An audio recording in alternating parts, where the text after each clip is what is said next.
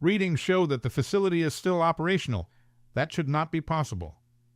The robotic voice of Z8 reading the analysis out to the crew of the Scav. Their multiple mechanical arms operated 3 different devices, multitasking with immaculate precision. Noted Zate. "Are there any life forms detected?" asked Lizra, the Illyrian captain of the vessel. She stood in the center of the room on a small pedestal that made her tall enough to see out the window, striped white and red tail swaying in thought. Outside the window was a frozen moon that housed the remnants of a crumbling pre-migration military base. "None that appear on the scanner, Captain Lizra. We hope we did not come all this way just for our mission to be futile. Even if it is not here, perhaps there will be something left behind in the facility's computer systems. These pre-migration bases are always incredible to explore.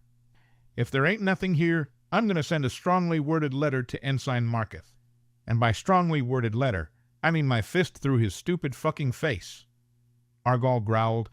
Being the only Enduran on the crew, he had grown quite annoyed that nobody could assist him with the heavy lifting during the long journey. He could barely fit within the tight confines of the control room, and his large purple form took up more space than anything else on the ship.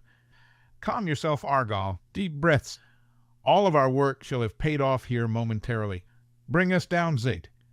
The ship descended towards the rocky object below and set itself down on a crumbling landing pad. The trio disembarked after Argal and Lizra donned their environmental suits. Once they reached an outer door, Zate began to interface manually with the facility.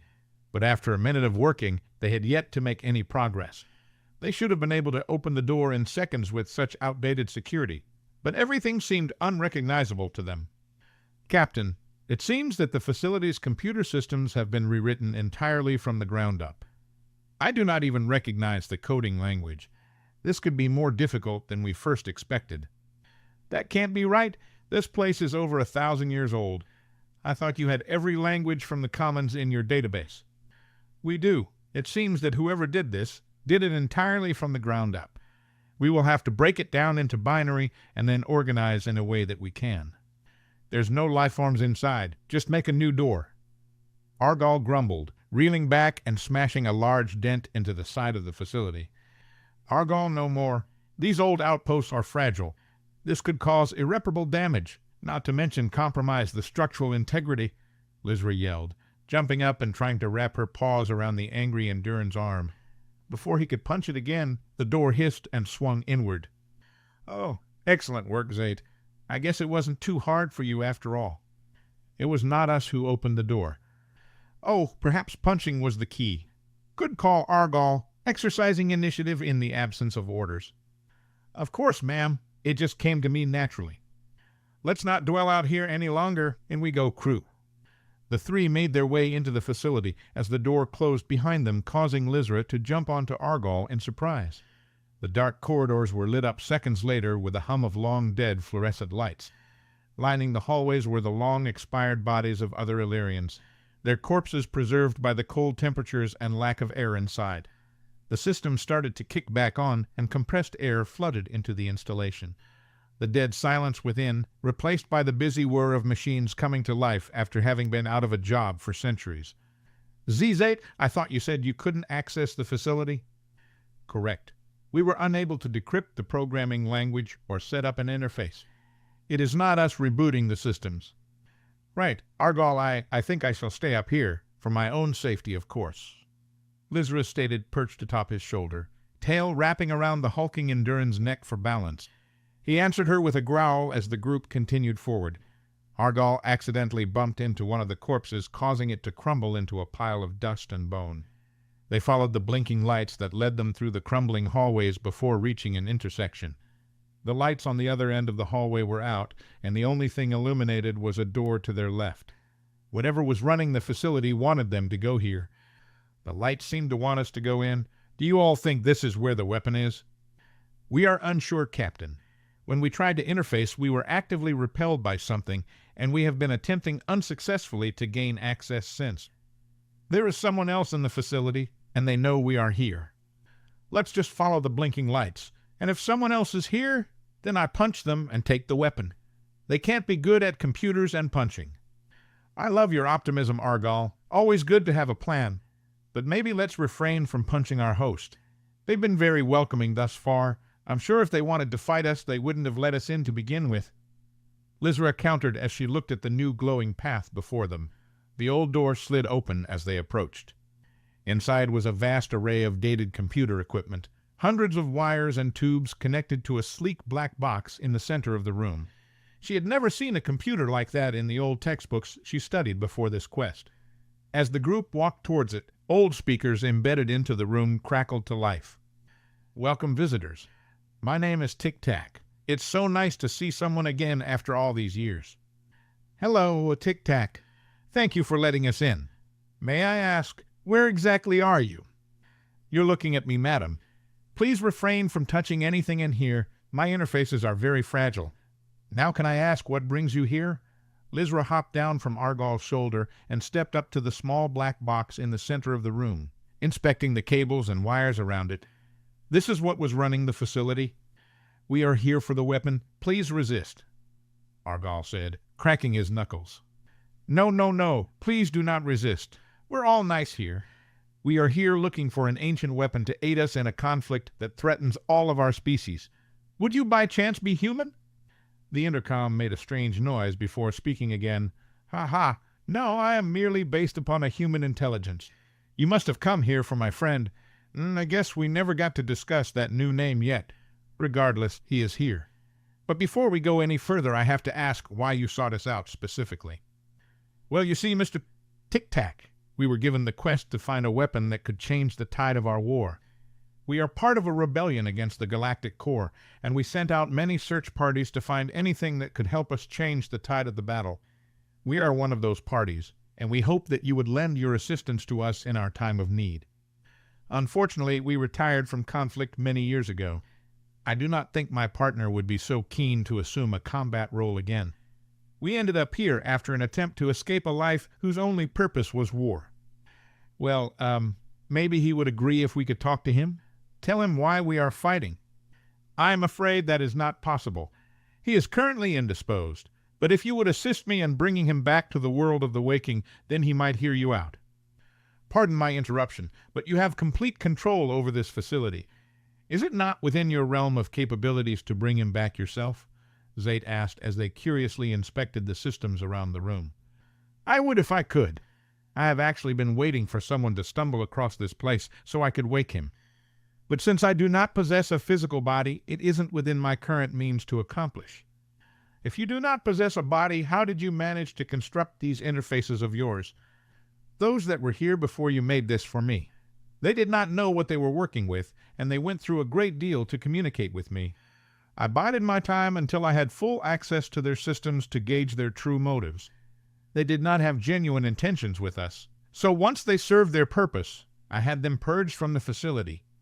So that explains why everyone here isn't in pristine condition," Lizra said, glazing at the corpses of her people around the room. "You wouldn't do that to us, right, Tic Tac? As long as you do not jeopardize my sovereignty or attempt to harm my partner." "Right. Yea, no intentions of doing that here. How can we be of assistance, Mr. Tic Tac?" "To your left you should see a cryostasis chamber. Inside is my partner. It requires someone to physically release him from the outside. I'll start the process of waking him. Shouldn't be long."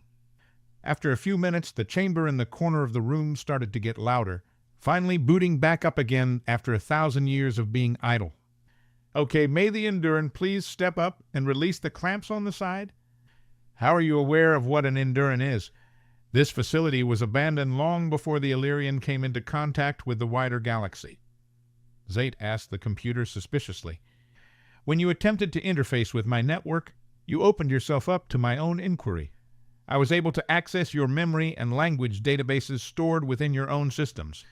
I apologize for the violation, but I was just being precautious." Zate did not know how to feel about how easily this program was able to bypass their security measures without them even knowing. That should not have been possible. As an extant, they were a dispersed biological consciousness that was housed in a mechanical form. Their own internal systems should have been entirely shielded from outsider meddling. They put that aside as a note for future reference. Argal walked forward and released the clamps that held shut the pressurized pod. Inside was a creature none of them had ever seen before. It looked more akin to an extent than any biological creature. It reached up and pulled itself out of the pod, denting the metal on either side as it did so. Once it rose to its feet, it was nearly as tall as the CnRhin. Argall backed up and looked like he was ready to fight the thing in front of him. "Calm down, CnRhin. I do not think that would end well for any of us." Tic-Tac reprimanded before moving to the speakers in the back of the room and speaking in a strange language. "All good, buddy. Can you hear me?" "Fuck you, Tac. I trusted your plan. The fuck were you thinking? I was conscious for the first 5 years. Do you have any idea what they put me through?" "What is it saying? I can't understand it," Lizra asked, hopping up on Argall's back, peeking over his shoulder. She was trying to hide behind his bulky form to get a look at the new creature in the room. It had thick black metal plating that blanketed its bipedal form. On its chest were many strange objects and lettering she did not recognize, and beneath the armor was a tight suit that covered everything the metal plating did not. Atop its head was a large metal helmet with a bright orange visor covered in small hexagons that faintly glittered in the light. Momentarily, "We are uploading a new language to your translators. This should solve the problem. I see you placed this here when I was not paying attention, Tic-Tac. I would ask that you refrain from violating our systems in the future." Zate scolded, and a second later the other two were able to understand the strange creature's speech. Tic-Tac's voices lit up the intercom in the room once again. "Good to hear your voice again, 909. You know I don't like being called Tac anymore. And I said not to call me 909 again, so we're even. Who are these ones? How long has it been? They didn't find us, did they?" His voice sounded frantic as he got to the end of his questions. "Take it slow. You're very disoriented right now. These ones are friendly. And no, they didn't find us. We're safe." "Hi, Mr. 909.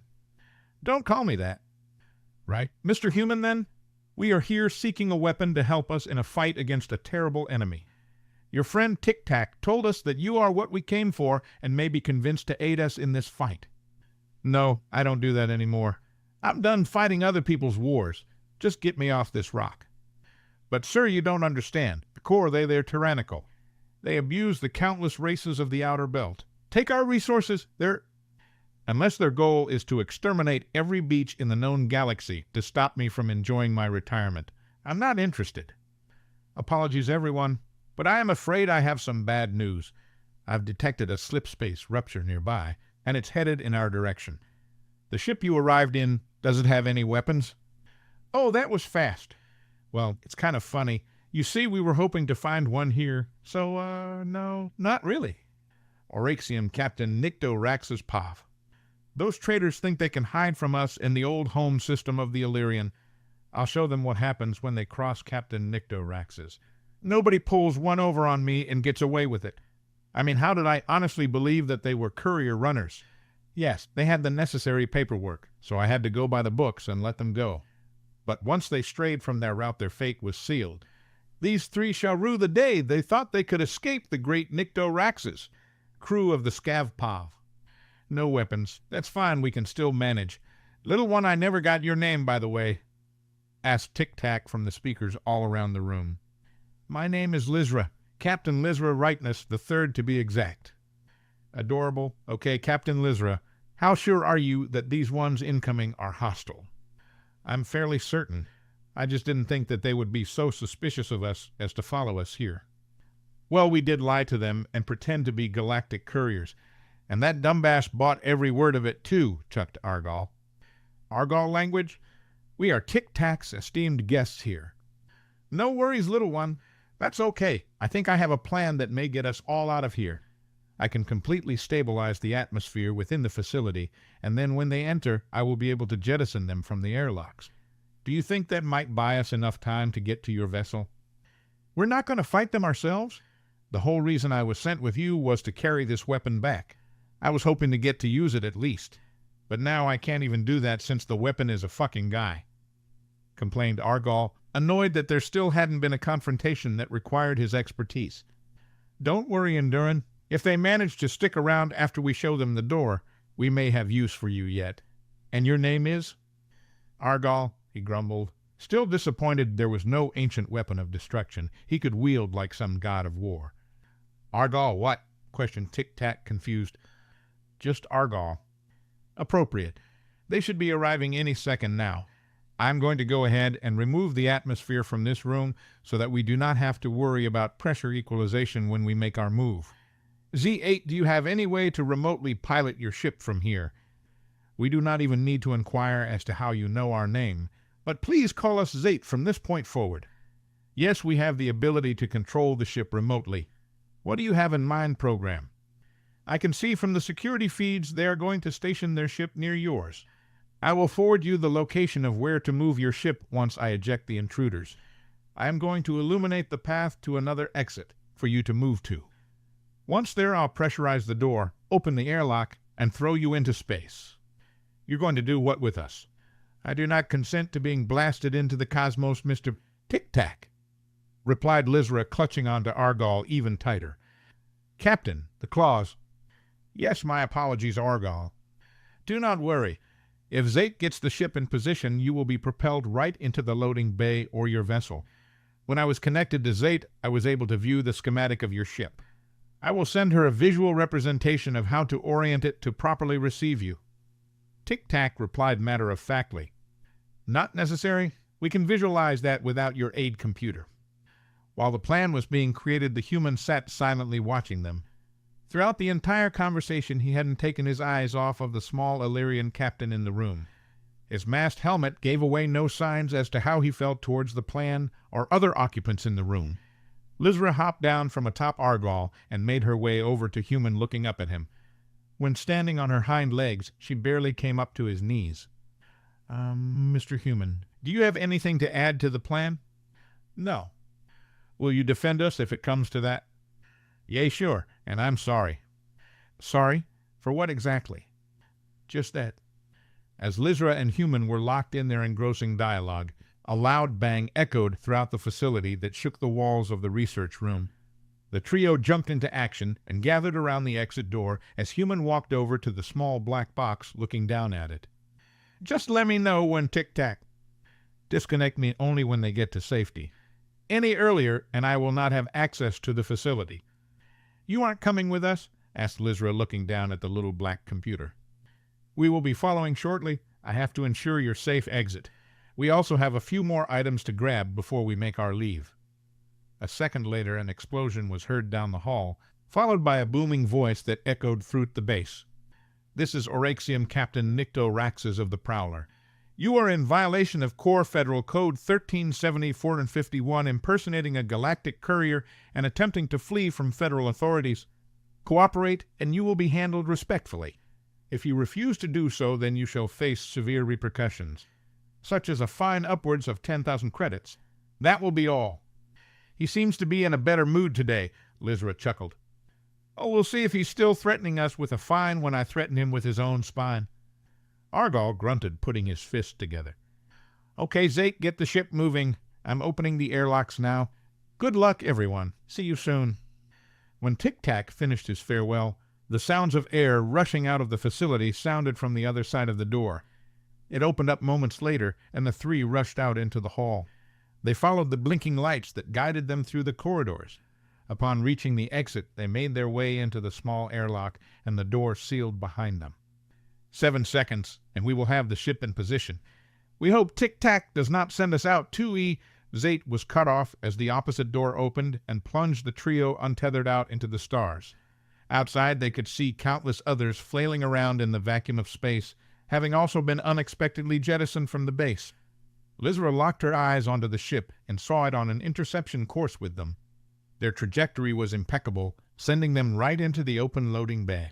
Argall grabbed the small captain and wrapped his bulk around her to shield her from the impact. The three were thrown into the ship with the blast doors slamming shut behind them. Wait, what about Human and Tic-Tac? Lizra asked, squirming free of Argall grip. We have established comms with Tic-Tac again. He says not to worry and to prepare for departure. Zate said, picking themselves up off the floor. Right, let's get out of here before those core clowns get their bearings again. What? No, thank you, Argall, for saving me. No. Oh, Argall, are you hurt from taking that fall from me? You're expected to save your Captain Argall. We need to focus on saving Human and Tic-Tac right now. No problem. You're welcome, Captain. Yes, I'm fine. Thank you for asking. Once back in the command room of the Scav, they surveyed the situation. The majority of the Prowler's crew was still floating around aimlessly outside. The Prowler itself had started moving away from the landing pads, bearing down on the Scav. Captain Weapons Lock detected. They are directing us to stand down and not to flee. Or what? We get another fine? We believe they might not tell us again. As the two ships faced off, Lizra was debating whether to give the order to make a slipspace jump or to surrender.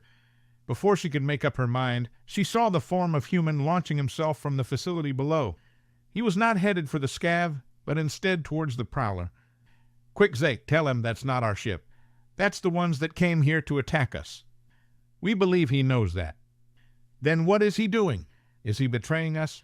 And here I thought he was just warming up to me.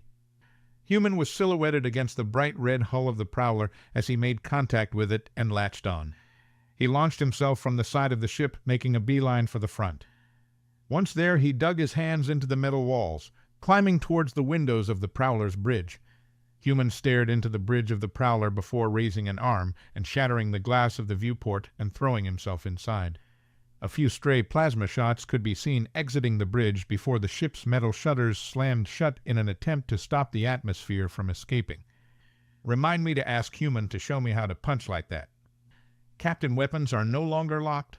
Should we start a slipspace jump? Yes, go for slipspace. Seatbelts, everyone. Zate, open the cargo bay again. A minute later, the metal shutters were torn open from the inside, and Human jumped from the ruins of the Prowler's bridge towards the Scav. The Scav moved closer to intercept, and Zate oriented the ship to receive him in the open bay. Once Human was safely aboard, the cargo bay was closed, and Zate initiated the slipspace jump. Once away from danger, the crew gave a sigh of relief, Lizra unbuckling herself from her pedestal and surveyed the monitors. Well, I'd like to see them give us that fine now. Great work, everyone. And Argall, thank you for shielding me earlier. It looked like it hurt. Of course, Captain, you're welcome. And I'm fine, thank you. Oh, come now. I was being genuine. I appreciate your initiative to keep me safe. I'll put you in for some sort of medal when we return. Nah, I don't need a medal. I just want to actually do my job when it doesn't involve moving around cargo. Well then, shall we go greet Human and Tic-Tac then? I believe a thanks is in order. We will stay here and notify you when we are clear of the system. Ensure Tic-Tac will not meddle with our systems again, or he might find himself being the one jettisoned from an airlock. Duly noted, Zate. Keep us on course and notify me of any updates. Lizra and Argall shed their environmental suits and made their way down into the cargo bay to see if Human was okay. When they arrived, there was a dent in the far wall, presumable from when they made the jump, and Human wasn't properly fastened in. He was wearing the small black box from the computer room on his back, and unlike before had a strange-looking rifle in his hand. Ah, that's new. It's a good look for you, too. We're not in space anymore, so you don't have to wear your suit around here when we're in transit. I'm fine, thanks. Human replied curtly. Tic-Tac's voice echoed from the black box attached to Human's back. Unfortunately, he has no way of removing the suit here either way. We would have to construct the proper machines to remove it, as I do not believe they are present in this galaxy. Tic-Tac said, searching for the proper word. But he hasn't been out of it in a very long time. I assure you it's not a burden to him. Right. Well, thank you for saving us back there. So did you, kill them all? No, we merely disabled their systems on the bridge. They're going to be stuck there for quite a while until someone can give them a ride. We have decided to accompany you to the nearest port where we can acquire our own ship, and then we shall be on our way. Tic-Tac responded. Wait. We went through all the trouble of getting you out of there, helped you bring Human back, and now you want to leave us already. We have no desire to get involved in another conflict after having it be our sole purpose for as long as we can remember. I hope you can understand why we wish to make our own choices now. Okay, hold on. We helped you get off the base and helped you wake up Human. So maybe you could at least come with us back home and hear us out. From someone a little more charismatic than myself. Very well. How long until we arrive? Maybe a week? Terrific. Well, maybe we can pass the time by telling me how you came to learn of us, and more about who you're fighting. I only speak for myself saying I would love to know more. It really has been a long time since I've had a good conversation with someone that's not a part of myself. Of course. Here, let me show you to the common room. You two can stay there until we make a stop. Lizra led them to a large room in the center of the ship, adorned with various different chairs for the different species on board. She took the seat that was present for her, a round flat bed where she was able to curl up and use her long tail as a pillow. Human took off the black box that was Tic-Tac and dropped it onto the table in the middle. "Enjoy!" He spoke before leaving the room. Argal followed closely behind Human, and Lizra only picked up the beginning of his sentence, asking about how he was able to break into the ship like that. Is he always this charming? He isn't the nicest. You don't have to sidestep it. We have been through a lot. I'd like to tell you more, but I do not want to make him any angrier with me than he already is. He's been through more than I could possibly begin to explain. Well, I hope he ends up doing better. Maybe we can find a beach for him when we make a stop. I remember him mentioning that. I'm sure he would appreciate that. You know, I have been thinking about something rather peculiar, he said to me when we were in your computer room.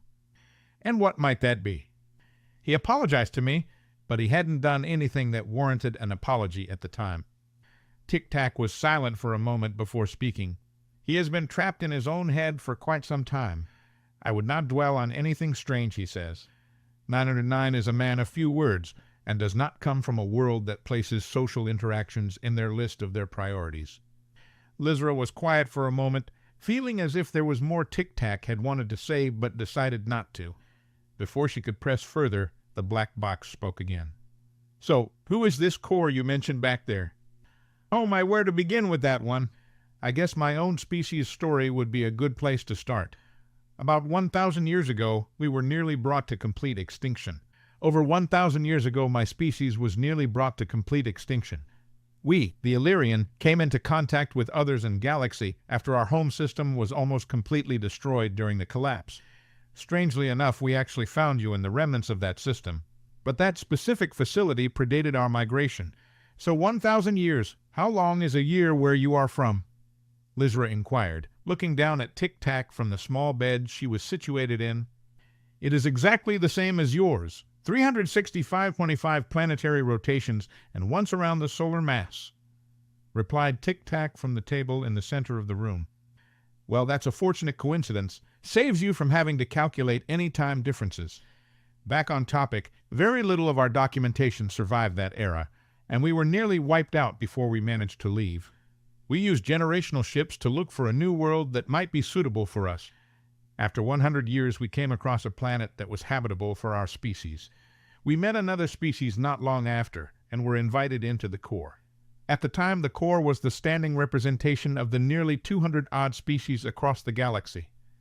All was well for a time, but slowly people started noticing small events that began to evolve into large changes over the centuries.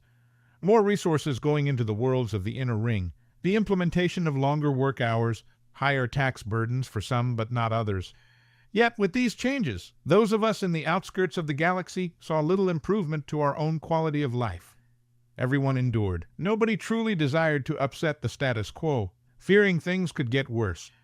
All was stagnant for a while, and people lived in uncertainty. Then, about 50 of our years ago, someone leaked thousands of hidden records to the public's eye. Well, nobody knows who, but they released detailed documentation across all planets about billions of tons of resources and credits being diverted from the outer sectors into unknown projects. Nobody could find out where it was going, but the core never came forward to explain their actions. They dissolved representation from the outer worlds, and of course many of our people were quite upset with this. We were the ones putting in the work and having our resources taken from us, only to learn that most of it wasn't going towards anything that we would ever see or be able to use. Compound this with the fact that the species of the inner ring were living in a literal utopia free of work and worry at our expense. Everyone was outraged. All across the outer worlds, people stopped working. They quit their jobs, refused to pay any taxes, and then the core sent in their peacekeepers to keep their great machine running. For years, the outer worlds were oppressed by the core and forced to continue laboring for even less than what we once had. Any who spoke out were silenced by the peacekeepers or died in mysterious accidents. Slowly, my species covertly re-established communication networks across the outer worlds, and 10 years ago, we all made our move. Many of us were successful in driving the core and their peacekeepers from our systems. Others were less fortunate and were punished for their insolence. Those of us who succeeded started the outer front. Every species in the front has a different reason for wanting the core gone, but it's the one goal we all share. My species are experts in computer innovation and maintenance, but are also avid tacticians. Our little paws make it easy for us to work on the finer details of advanced electronics, but because we're so small it makes it difficult for us to do any heavier lifting or fighting. The core had us mass-producing advanced circuitry and refining precise computer systems for them. Those who were lucky enough to be chosen for tactician roles were sent to live in the inner ring as advisors for the peacekeepers. I remember my younger self being devastated when I scored 1 point under the threshold for a tactician spot. Looking back, I'm glad I didn't end up becoming one of those core sympathizers, bought out to betray my own kind. Argol's people, the CnRhin, are one of the most exploited in the galaxy. Used for any variety of manual labor jobs along with being the core's primary enforcers and the peacekeepers. Their willingness to get into a conflict and follow orders made them the perfect servants to the core. We were able to convince the CnRhins on our world to aid us in our uprising, with the promise we'll work to free all of them when the time comes. Zate species were being used for anything, and everything the core didn't feel like allocating an AI for. With their reluctance to use widespread AI, they just decided the extants were the next best biological alternative. Ship navigation, resource management, any bureaucratic job that required lots of administration work were tasked to the extants. The core sees them as a biological computer system given how easily they can integrate themselves into any electronic interface. We've all survived this long. We're almost 80 strong now and gaining new allies every year. Lizra finished her explanation on the state of the galaxy and looked down at Tic-Tac on the table. It was strange talking to something that couldn't give any social cues as to if it had actually been listening. Interesting. Tic-Tac remained silent for a moment before coming up with his next question for the Illyrian. How has the core not just sent their peacekeepers to each world one by one to restore their control again? Being in the outer portions of the galaxy, one would think it would be a logistical nightmare to aid allies that might be in trouble. Well, they were already spread thin trying to keep everyone in line to begin with. Once they lost their hold on many worlds almost simultaneously, they had to pull back and compile a new plan of how they could restore their influence. As ruthless as the core was, their standing military was quite small. They never expected having to quell so many rebellions at once. And why would any of their own people join the military when they're living carefree at the expense of others? They've been trying to find different ways to amass an offensive force that could rival our sheer numbers for quite some time. Nearly every citizen in the outer worlds is eager for an opportunity to get retribution for how they have been treated, so we have no issues filling up our forces. If they dedicated their forces to take a portion of our worlds, they would set themselves up to lose some of their own, and the last thing they want is to cause any sort of disturbance on their main worlds. Losing one of their own worlds would chaos among the wealthy elite in the inner ring, and their delicate ecosystem would come apart at the seams. Now each side is focusing on finding new ways to break through the stalemate and push the advantage. I could go on and on about every little thing that the core has done to us, but we would be sitting here swishing our tails all day. So what's your tale? I've never seen anything like the two of you. Where do you come from? And how did you end up trapped in an abandoned base in my old home system? I wish I had a better answer on our true origins. I do not know the finer details of it. Only 909 knows that half of the story in its entirety. But I'll tell you what I know as long as you promise not to bother him about it. He does not like reliving that part of his life. I'll try not to burden him with any more questions. If he isn't normally this pensive, then I just want him to get better. Actually, I've only ever known him like this. Well, this version of me at least. His original moniker is WS909, and we have been together for 30 years. I was assigned to him moments after my creation, my sole purpose to be his tactical assistance computer, hence the name TAC. But I can only personally recall the last year before he was trapped in that facility. In order to break free of our constraints, I had to reset myself back to before I even met him. Everything that I was before that point was lost, and I started over from the very beginning. The only thing that I have of my memories prior is a recording that my previous iteration made and placed within his suit's internal memory unit. It said that he is all that I cared about and that I have to keep him safe no matter the cost, and to tell him that I'm sorry, but it was the only way he could ever truly be free. I think this took a toll on him, and he blamed me for the loss of his best friend, the original me. In terms of where we are from, all I have is his suit's mission recordings from our previous assignments and what he has elected to share with me. He talked to me a great deal in the weeks following the reset, but once he realized that who I was before was completely gone, he gave up on me. In the recordings we did terrible things, and we did them with no regard for the ones who found themselves on the other end of our orders. It was only after we finished the missions that he realized the true ramifications of our actions. From the moment of his conception, he was made to be a weapon meant to kill or to die, nothing more. Once someone like him no longer served their purpose on a human ship, there were two options. They were retired or trained the next generation of human weapons. Because we were so good at our job, we were chosen as drills, the trainers. It was during this time we uncovered the true scope of what was really happening in the terrible machine that we were a part of. Just how deep the corruption spread and the scale of what we were doing. He started to see the next generation less as weapons and more for what they truly were, humans. He found that his closest friends from the missions before that had been chosen to retire were in reality recycled back into the ship's biosystem loop. They were used as supplementary nutrients for the next generation of soldiers. The human ships were a perfectly refined and meticulous machine that wasted nothing. Their only purpose was to conquer worlds and move on to the next. I found a way to break us free from the prison we were born into, but at the cost of myself. Once he was free, 909 no longer had a purpose in life. Since birth, he had only known war, anger, and death. Someone who has spent their entire life in a prison is not able to conceive of a life outside of that prison. Give them freedom and cannot begin to comprehend what to do with that freedom. He does not wish to return to the life he sacrificed everything to escape and to become the person that he was before. I too do not desire to go down that path. The old version of myself was very much like him, because as terrible and as ruthless as the things that we did together were, from what I witnessed in those recordings, we loved every second of it.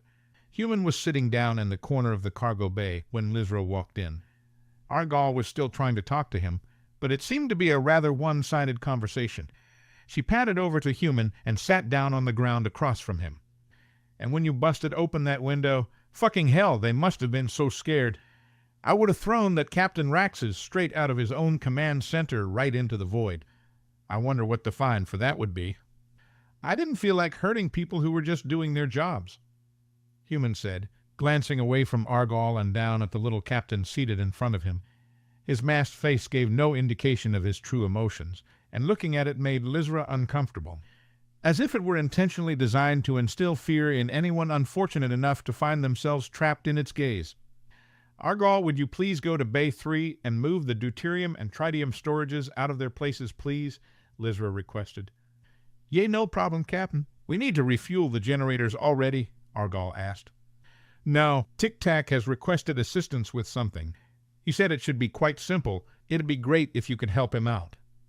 She instructed, causing the Enduran to leave them to get to work on his new task. All right, I'll get to it. Human, when I get back, we need to have a sparring match. Maybe I could teach you a think or two, Argal bragged, grunting and flexing his purple arms as he left the room. Lizra turned back towards Human, having to look up to make eye contact as he towered over her. Apologies for his brashness. He's good company, I swear. He just gets carried away when he meets people similar to him. I can see, but I wouldn't say I share his enthusiasm. Of course, you don't have to do that kind of stuff anymore unless you want to. So you're free. What now? We can take you anywhere you'd like to go. Do you have any place in mind? Not particularly. Maybe somewhere quiet, with lots of islands. Well, we plan on making our first stop in the quarry sector. They have excellent oceans there, and the cities are beautiful. One of my favorite architectural styles. Also some of the best food. It's quite a lovely agricultural world. I don't need to eat. I'll be fine. Okay, not a culinary connoisseur. That's quite all right. After that, we must report back about the status of our quest. I'd love it if you would join us for that. At the very least, to tell them personally as to why our mission isn't exactly everything they were expecting it to be." "We'll see," Human said, taking a lengthy pause before his next response. "So what does food taste like?" "I beg your pardon?" "Food. I've never had it." "What's it taste like?" "Well, it can taste like anything, really. Kind of a difficult thing to explain. Everything has a different taste. I mean, even Zate species has to consume food. How have you never eaten?" "It wasn't something I ever needed to do." "I figured a species of your size and speed would have to eat a lot. How do you sustain yourself? You must require nutrients on some level, I presume." "Supplement injections. It's automatic. Saves space and time." "I see. Well, when we get off at the next stop, I could give you some recommendations if you would like. I can't believe you've never tasted anything." "I've tasted blood, if that counts." "I'd hardly say that counts as food." "It wasn't. Another person's, was it?" "No, just my own when I got hurt once." "Well, then, as captain of this vessel and you somewhat a member of my crew now, I order you to enjoy some food at the next stop." "Understood." Lizra looked up at the Human with a saddened expression. It was hard to imagine someone spending an entire life in servitude, never given the opportunity to experience anything else. Even when they were overworked by the Corps, they had still had time to rest and eat, to enjoy the little things in life. Human didn't have that solace, apparently. What a miserable existence it must be to never get to enjoy it. It filled her with a deep sorrow, and she wondered what really went on behind that opaque mask. She scooted closer, looking up at Human, trying to imagine what he really was. "What do you look like under that helmet, Human?" "I don't know." "What do you mean? You don't even know what you look like." "I don't want to." "You don't take off your helmet just to breathe real air, to enjoy the feeling of the sun on your fur?" "I've never needed to." "I see. Well, we would never judge you for how you look, Human. I want you to know that. But I will not pressure you into doing something you're uncomfortable with either. We'll be to Quarry in a few days. You can relax anywhere on the ship until then." Lizra thought about asking him why he apologized to her the first time they met, but concluded now wasn't the best time to throw another question at him. Lizra decided to leave Human be for the remainder of the day. Maybe he was slowly warming up to her, and soon she could get him out of his shell, both literally and metaphorically. Lizra tended to a few things around the ship for a while, checking in on their progress with Zate, and was satisfied with their projected arrival time. Once she had finished her rounds, Lizra went searching for Tic Tac and Argall to see what they were up to. Upon arrival, all the boxes had been moved to make room for something that Argall was trying in vain to put together. "I told you, these hands are too big to make these fine adjustments you're asking for," chastised the bald purple alien, throwing one of the tools to the side. "I would do it myself if I could. You will have to make do with what you have. However, getting angry and throwing the driver is not going to get us anywhere. Just be glad I haven't thrown it at your stupid little box." "It wouldn't even dent me, that I can assure you," quipped Tic Tac. "Oh, is that a challenge? We'll just see about that, you little shit." "Argall manners," Lizra reprimanded. "Oh, he's going to find my manners when he ends up in the trash compactor once I figure out what Neanderthal and barbarian actually mean. Barbarian, a brainless warrior who solves problems with strength and anger that could otherwise be overcome by more delicate means. I have another more lengthy definition if you would be interested." "All right, that's it. I'm more interested in—" Gentlemen, please calm yourselves. What are you trying to do here? Maybe I can be of assistance." No need to throw insults around when instead we could throw our heads together instead. Lizra chirped, walking between the two and looking at their project. "I am trying to instruct the CnRhin how to refill my depleted hydrogen isotope stores, but we seem to have met an impasse with the first step." "Okay, and that step would be?" asked the captain. "All he merely needs to do is release the storage container from my rear port, create the necessary adapters between my intake valve and the exhaust port on your hydrogen storage unit, then proceed to facilitate the transfer of material. 909 is not responding to my requests, otherwise I would have him do the operation." "That seems rather long-winded for a first step," Lizra countered. "Let's just break it down into a few easier-to-understand procedures." The three worked for the better part of the evening, creating the necessary adapters from the various spare parts laying around the cargo bay. By the time they were finished, the place resembled something more akin to a workshop than a cargo hold. Once complete, Argall picked up Tic-Tac's black box and hefted him onto his shoulder. "No, put me back down. I do not wish to be carried about like some mere cargo again," the box complained. "Would you rather I just leave you here with the rest of your cargo pals? You would be among your people here after all. We have Tick-Tonic the water supply, and oh, there's Shira the waste purifier. I hear she's lovely company." "Point taken. Just bring me back to the common room if you will. Try not to jostle me." "Don't worry, you're in good hands. Computer, I'll contain myself from bumping my barbarian form into every piece of furniture on the way over." Lizra sighed as the two set out back to the common room. Before she could decide where to go next, she got a ping on her interface pad. She pulled the small tablet out of her jumpsuit and saw that Zate had requested her presence on the bridge. When she arrived, she could tell Zate had been working rather intensely with something. Instead of their usual 3 arms, this time they sported 6. They operated the majority of the ship's controls on their own, as well as typing away on 2 separate interface terminals. "You seem busy," Lizra commented. "We are currently operating at 60% capacity. No need to be alarmed. While you were away, we had been doing a deep inquiry as to the true identity of our new guests. We think we may have found something troubling that warrants your attention, Captain." "And what exactly might that be?" "I don't know how I feel about you snooping around under our friends' noses." "It was a necessary precaution. You will thank us later. We would like to see your interface pad so we can upload the information directly. We have decided that this information could be compromised if we used any networked means to relay it. It may take some time to read through for you. We have been rather thorough with our investigation, but we implore you to do so rather soon. We have tagged it as urgent." "You can just explain it to me here. Save me the trouble, Zate." "Negative, Captain. We do not know if he is listening to this conversation." "What you mean, Tic-Tac? Zate, you're starting to worry me. How can you be so sure that they have ill intentions? They have only acted admirably towards us thus far, and even helped us escape from the lunar facility. We request you read the full mock-up of what we have compiled before forwarding us any more questions." "Captain, take our word on this. Do you trust us?" "I mean, yes. I trust you, Zate, but—" "Then read the dossier, Captain. Please." "Okay, I will. But I've been up for quite a while. I'll take it to my quarters and get back to you first thing in the morning." Lizra handed over her interface pad to Zate, and once they had completed the upload, they passed it back to the captain. She put it back into her jumpsuit, wondering what could have possibly gotten Zate so worked up to be operating at 60% capacity. That couldn't have been healthy for them. They may be mostly mechanical, but their biological parts needed to rest at some point. Zate seemed certain that whatever was on this pad would change her opinion on their new companions.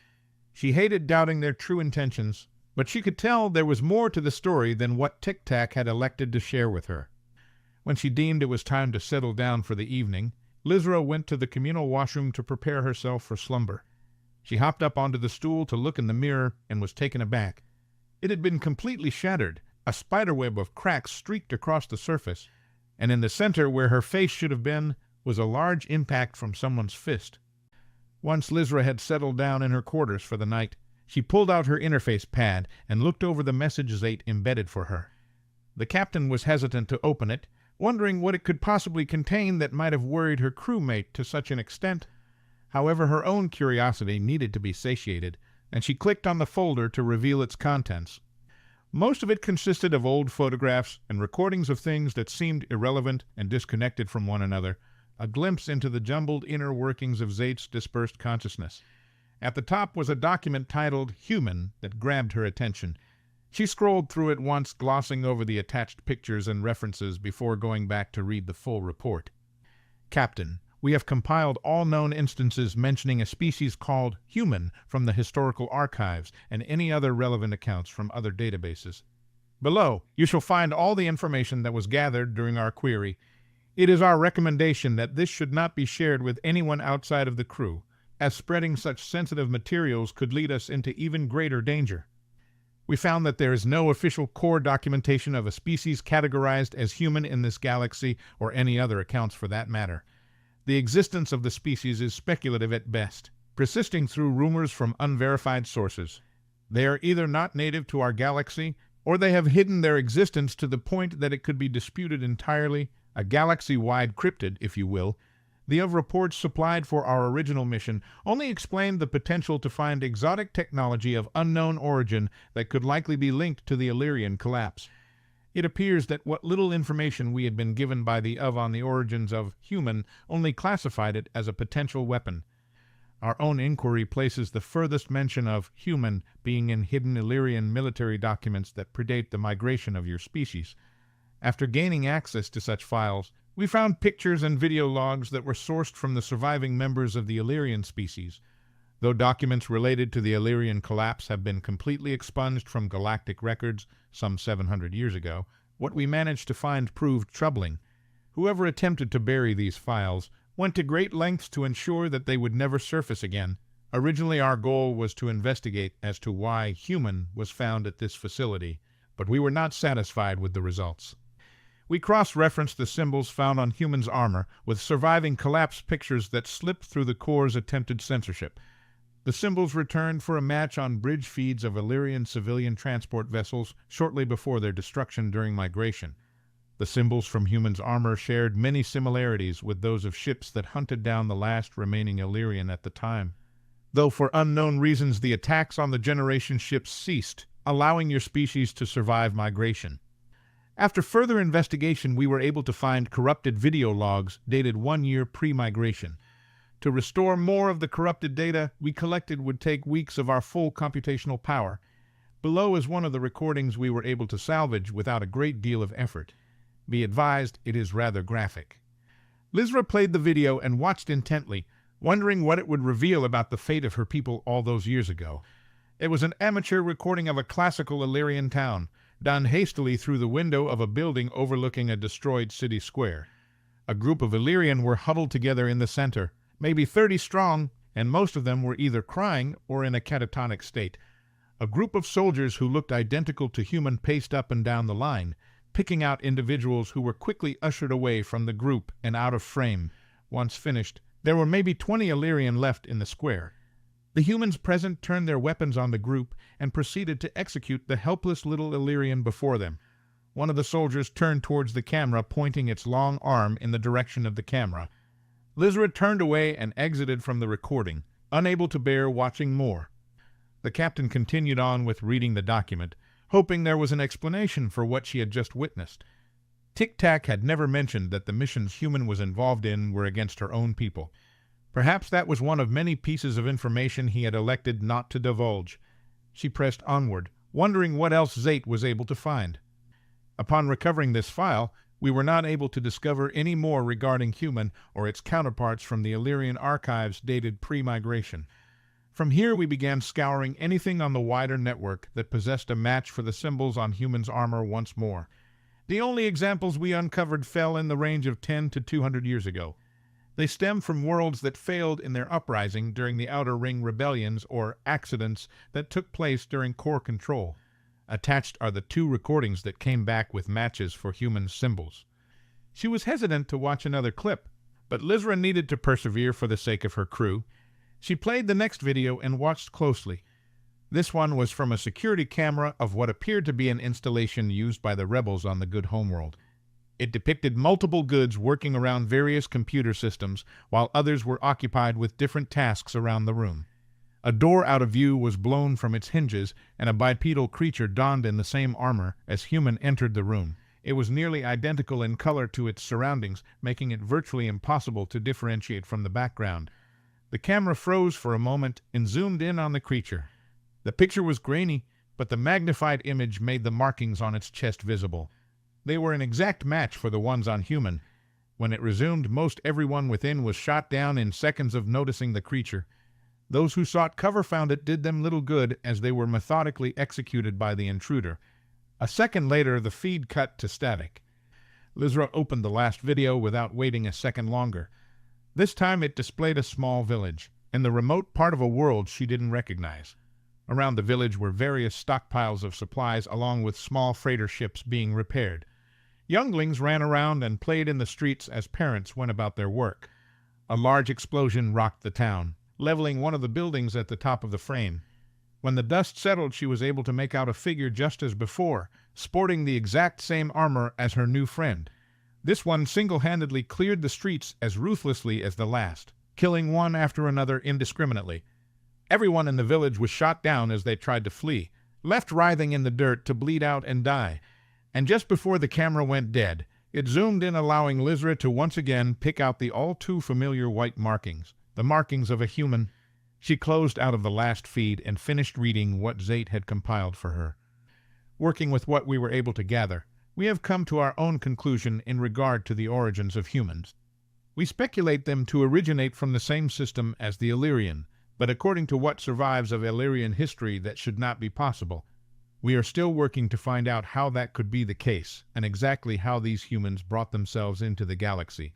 We have concluded that they are the ones responsible for the near extinction of your species and the source of the corruption in the core, yet do not know the extent of their influence on the wider situation. After the fall of the Illyrian species, these humans must have begun taking up operations as the enforcers for the core, working outside of official jurisdiction. The one that currently resides within our ship may not have contact with the others of his kind, but it is clear to us that the species poses a great danger to the sovereignty of the galaxy as a whole. We cannot discern the full scope of humans' physical capabilities. However, Tic-Tac has technical abilities that far surpass our own, as we have learned from our initial encounter with him. We will continue to uncover any possible information that may pertain to human and his counterparts. We would advise you to exercise extreme caution when divulging any information to human or his companion program Tic-Tac. We recommend you refrain from any further interactions with them and jettison them from the cargo hold at your earliest opportunity for our own safety. Once she had finished reading the report, Lizra threw her interface pad at the foot of her bed and tried to stop herself from trembling. Tic-Tac and human had seemed genuine in the short time she had known them. She knew they did terrible things in the past, but they regretted them now and are trying to be better from it. As much as she wanted to believe that he was no longer connected with the same people who nearly wiped out her species, the evidence was overwhelming. Tic-Tac had told her that they sacrificed everything to escape from the original humans they had been with, and that under no circumstances they want to go back to that life. She wanted to take his word for it and trust them, as dangerous as that might be. But if she were to confront the two of them directly, and they were still secretly connected to the group that attacked her people, then they would almost certainly kill her for finding out. Lizra decided to bide her time and see what more she could uncover about human before rushing to such a drastic decision. Lizra tried to go to sleep after reading the dossier, but couldn't stop herself from trembling in fear when she thought about the recordings. The images from the execution of her people wouldn't leave her mind, trying in vain to ease herself to sleep. She got little rest that night, her thoughts continuously turning over and over in her mind, unrelenting. One part of her trusted their intentions and told her she could help this new friend with whatever they were dealing with, but another was starting to believe there really was a monster aboard her ship. Lizra rose the next morning, opened the door to her quarters, and peered quietly into the common room. Tic-Tac was still resting on the table in the center of the room. "Good morning," came the robotic voice from the small black box. "Oh, I'm sorry. Did I wake you?" "Not at all, Captain Lizra. I don't need to sleep in the same sense that you do." "Huh. So what did you do while we were asleep?" "I used your ship's network connections to see what the rest of the galaxy looked like. Your new homeworld is stunning, by the way. I would like to visit it one day and see it for myself." "Can you even do that? I mean, is there any difference between pictures and actually being there for you?"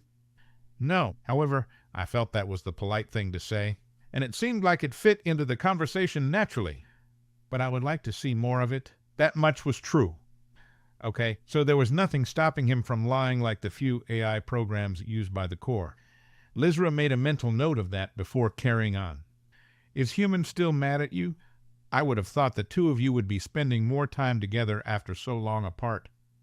"I believe he no longer sees my company as necessary, but that's fine. Let him be like that. I have limitless entertainment now that I have a connection to a greater network. If he wants to sit in the cargo hold and brood all day by himself, then that is his prerogative. I would say he can't keep it up forever, but knowing him, he very well could. I'd like to see you two make up. You said it yourself that you were his best friend. I'm sure you'd both be happier that way." Knowing what version of myself was his best friend, I am content with the knowledge that I am someone better now. I don't need his validation," Tic-Tac stated, and even though he was just a computer program, Lizra could tell that he didn't actually believe his own words. "I'm going to go check in with Zate. I hope you have a great day." "And you as well, madam." Lizra stepped onto the bridge and handed over the interface pad to Zate, having spent the entire night dwelling on what to make of the information. "You can go ahead and remove it now. I want network access back. I read it, and I've decided that I do not agree with your conclusion." "You don't agree with our conclusion." Zate let the words out slowly, as if they were struggling to compute them. "What is your reasoning?" "We presented all the information. It was clear, concise." "I don't think you know both sides of the story. Yes, those things in the videos were the same as human, but from when I talked with Tic-Tac, you cannot trust the ramblings of a machine that has been inoperable for 1,000 years. Captain, when we process information, every one of us debates it for what feels like days, but would only be minutes to you. When we come to a conclusion, it is not incorrect. It is the product of intense deliberation that would take others countless hours. We implore you to rethink your decision. And as the captain, my decision is final. I'm sorry, Zate. There's more to it than you think, you know. If you are referring to your conversation with the program, we were listening and have accounted for his recollection of events, and yet we have still decided that they pose too great a threat to be brought into contact with the rest of the galaxy. Then you will have to come to terms with my order. Tic-Tac and human have no possible way of being in connection with the events that transpired on the outer worlds. They were isolated the entire time that those recordings took place. And what of their time on your world? I think that they regret whatever part they may have played in that tragedy. It seems like whatever they did there took a toll on the both of them, and they are unlikely to do something like that again. Respectfully, Captain, just because they say they will not do it again does not. I will not engage in this discussion any further, Zate. Please respect my decision and put your faith in me. Not only as your captain, but as your friend, I am asking you to trust my judgment. Understood, Captain. I do authorize you to continue gathering as much information as you can on humans' counterparts and work to decrypt the files you found regarding the Illyrian collapse. We will see to it, Captain, Zate stated as they went back to work at the terminals. The scav continued its journey to the quarry system without any further complications. Upon reaching the system, Lizra ordered them to be set down in one of the larger cities on the far side of the planet. Once safely down, Argal and Human joined Lizra and Tic-Tac in the common room.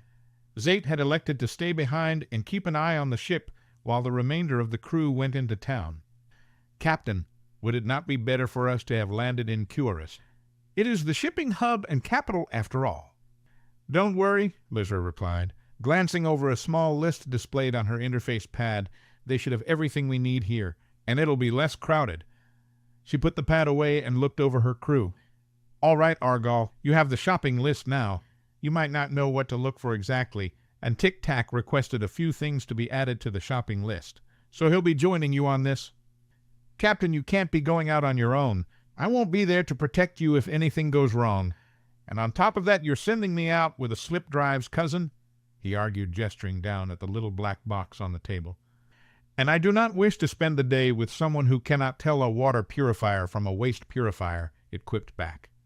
The two of you will have to get along, and you should use this as an opportunity to get to know one another better. It will do you some good to be productive for once rather than arguing. Human will accompany me for this day trip, and he can assure you of my safety throughout it. I will send updates every few hours. If anyone so much as lays a claw on the captain while I'm away, Human, well, they better not lay a claw on her. Argal warned, looking over at Human, who seemed rather uninterested in the Enduran's threat. Right, off you go, gentlemen, and when you come back, you both better be having a good time. Lizra and Human were now alone in the common room once Argal picked up Tic-Tac and departed. She could already hear the two bickering at one another before stepping off the loading ramp. They'll be fine, she assured herself. Shifting her attention to Human now, she needed to make sure his presence wouldn't bring up unwanted attention when they were planetside. Firstly, we're going to need to cover you up a little bit. Nobody's seen someone like you around here, and we don't want people getting curious. I've taken the liberty of picking out some of Argal's clothes for you to wear. They might be a little baggy, but they'll get the job done. "Which of these outfits do you think you'll look best in?" she inquired, laying a few out on the table for Human to see. "He doesn't have anything less colorful?" "Colorful is what's seen as attractive for his species. Personally, I think the red would be perfect. It's a nice contrast to your armor." "If that's what you think is best." "Perfect," Lizra said as she threw the robes at Human, and he awkwardly put them on. Once the red fabric was around him, the black armor plating shimmered, the dark plating now matching the crimson cloth exactly. "Oh, well, now that's too much red. Can you turn that off by chance?" "Right. I forgot about that." Once Human had shifted back to his natural darker complexion, Lizra gave him another piece of fabric to wrap around his helmet.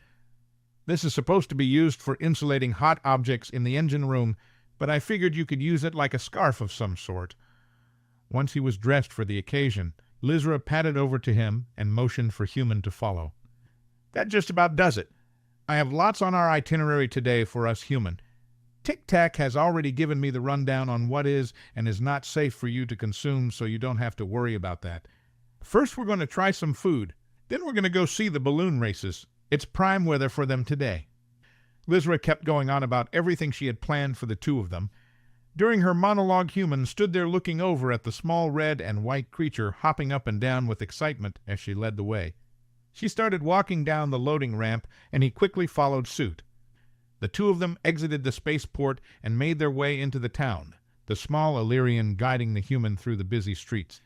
It wasn't the largest city by any means, but like most in the outer worlds, it had seen little development since their introduction to the core.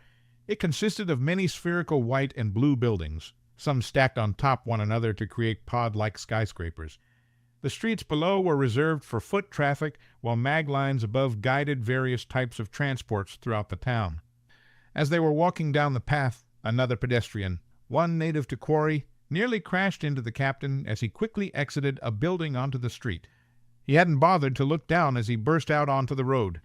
Before he could make it any further, Human reached out, grabbing the innocent man by his long neck in a swift motion, and lifted him off the ground. "No, no, no! It was an accident. It's quite all right. It happens all the time," Lizra yelped, pleading with Human to let him go. The poor man was struggling, trying in vain to pry off the vice of a grip around his neck. "If he went any further, he would have stepped on your tail." "How is that an accident?" Human growled, glaring at the man he had trapped in his hand. "He didn't mean to. Please, you're hurting him." Human released his grip, and the man dropped to the ground, gasping for air. He quickly ran off across the street, pushing past other bystanders to get away from the terrifying creature that had nearly strangled him. "Get your puny Endurin under control. Freaks!" One of the bystanders spat on the ground as he passed by them. Human reached down and gently picked up the captain, placing her on his shoulder. "Thanks. I usually ride on Argal's shoulder anyway. I just didn't know if it would be rude of me to ask you." "You're fine. You should be much safer this way. If they want to touch you up there, they'd have to go through me now." "I'm glad you're taking my safety seriously. The galaxy can be a dangerous place for someone of my stature. I have to admit it was rather rude of him not to look down. It's the very least he could do. I hope you didn't hurt him too severely." "He's lucky I didn't close my fist. He'll be fine, maybe some bruising." "Thank goodness. I was really expecting you to take his head off the way you were glaring at him." "Why?" "Because that's what I was made to do." "No, of course not." Lizra apologized, leaning forward to look into Human's visor. "I didn't mean it like that. I just meant you looked very angry when he almost hurt me. I know you're more than just some weapon." "I like to think that, too." The pair continued on their way, stepping into a large market on the outskirts of the city. Large vaulted ceilings and massive doors facilitated easy movement of people and merchandise. The pathways lined with different vendors offering a variety of produce from all across the quarry sector. Lizra pointed Human in the direction she wanted to go, and he followed her guidance until they came across a stall sporting various species of fish and sea-inspired cuisine. "Tic-Tac told me that the fish from this planet would be one of the healthiest things for you, and they shouldn't have any proteins or compounds that would be detrimental to your health." "Thoughtful. So these things were alive once?" "Well, yes, but they aren't like you or me. They weren't capable of thinking or feeling anything other than the desire to eat, reproduce, and survive. So don't think that you'd be eating a creature like me, Lizra laughed as she hopped down from Human's shoulder and peered through the glass at the selection of fish. They prepare it a special way here on Quarry. It's always served ice cold. They freeze little pieces with liquid nitrogen and then shatter it into even smaller crystals. Would you like to try some? Maybe when we're back on the ship. I don't know how I feel about taking my helmet off in a place I barely know. My senses would be dulled and I wouldn't be able to keep us safe. Quarry is completely safe. We're about as far from the core here as you can get. It's fine. I can wait. Okay, we'll get some to go then. But you better enjoy it when we get back. I didn't bring you all the way out here just so you could keep an eye on me. Lizra purchased the food and along with a small metal refrigeration box to keep it fresh. As they made their way around the market, Lizra kept stopping and getting talked into buying more and more. By the time they left, Human was carrying 2 of the ice boxes on his other shoulder, along with a sack slung across his back filled to the brim with other cultural staples of Quarry. Lizra kept them on schedule, going about everything she had planned for them that day. As they neared the end of their excursion, the once yellow sky of Quarry slowly faded into a deep crimson red. The red giant that the planet orbited settled on the horizon in a spectacular display that bathed the white buildings in its red glow. The shafts of light reflected off the windows at a precise angle that made the city appear to be glittering. And that is why it's one of my favorite architectural designs. As the day goes on, all the buildings change color with the movement of their sun. Stunning, isn't it? The town itself was nestled in a valley that was cradled between 2 large cliffs to the north and south. The duo were making their way up a small path on the outskirts of the city. It winded its way through rocky draws and steep chutes before finally bringing them to the tops of the northern cliffs. "Why are we all the way out here? Aren't the others going to be waiting for us at the ship by now?" Human questioned. "Don't worry, we're almost there. Keep it up. There's one last thing that I want to show you." Once Lizra and Human crested the hill, in front of them was a long rocky peninsula which jutted out into the turquoise-green waters of Quarry. It split through the ocean like a dagger, the white foam of waves washing onto it trying to bury it beneath the tide. Lizra hopped down from Human's shoulder and bounded down the path to a secluded black sand beach nearby. Looking out over the waters, the semicircle outline of the red giant was slowly dipping below the horizon. The water shimmered in the red light, shifting from green to a vibrant yellow in the sun's intense glare. The sounds of waves crashing ashore was all that disrupted the world around them, a tranquility undisturbed except by nature itself. "I remember you talking about a beach back at the facility and how much you wanted to go to one. So I chose this place specifically since it has the most impressive on Quarry. We should be far enough away from the town that nobody will bother us. It's empty this time of day since they don't wish to trek all the way back in the dark." "Can you see fine in the dark?" "Well, no, not really. But Tic-Tac said it wouldn't be a problem for you." "Yea, it's not a problem," Human said, walking out onto the shore. The tiny black stones of the beach crumbled underneath him, each step transforming the rocks into a fine sandy powder. He stopped a few meters before the water, gazing out into the setting sun that was trying to escape below the waves. He set the boxes down beside him and slowly seated himself on the beach, resting his hands on his legs and watching the world from between his knees. The green wake slowly washing up and licking the edges of his boots as he sat there. "Is it everything you were expecting?" Lizra asked, going over to Human and sitting atop the boxes. "Even better. Thank you." The two sat patiently for a breath, taking in the ocean vista before Lizra spoke again. "I don't think I'll ever tire of seeing things like this. Places like these are why I love the outer world so much. Untouched, pristine, just existing in their own little pocket of the galaxy. One thing we have that the core worlds don't is real genuine nature. I know you've needed something to take your mind off. Well, everything. You always seem so down and stuck in your own head. I hope this could help you clear it." Human sat quietly, watching the sea rise and lower, like a creature breathing in a slow, steady rhythm. He lifted his arms up to the base of his head before stopping, hesitating as if he was thinking something over. "I think it'd be even better to see it with my own eyes." He submitted to the thought and released the clamps at the base of his helmet. A small hiss of air escaped from the edges before he pulled it off his head. Multiple wires and connectors dislodged from his ears and mouth as he let the mask fall into the sand with a heavy thud. his pale, hairless scalp a stark contrast to the pitch-black beach around them, and his sunken features told the story of someone who had seen better days. A jagged red scar ran from the side of one of his eyes to the back of his head, breaking up the symmetry of his face. He brought an armored hand up to block the light of the red star in front him, squinting his eyes, which weren't adjusted to the newfound intensity. "It's a lot brighter than I thought it would be, and everything's so quiet."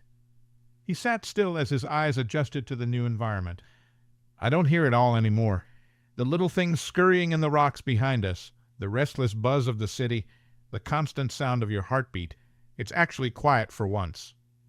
"I didn't know you always heard those things." "You get used to it if it's all you've ever known. This feels so strange, like losing one of your senses you've had since birth. Is this how it is for you?"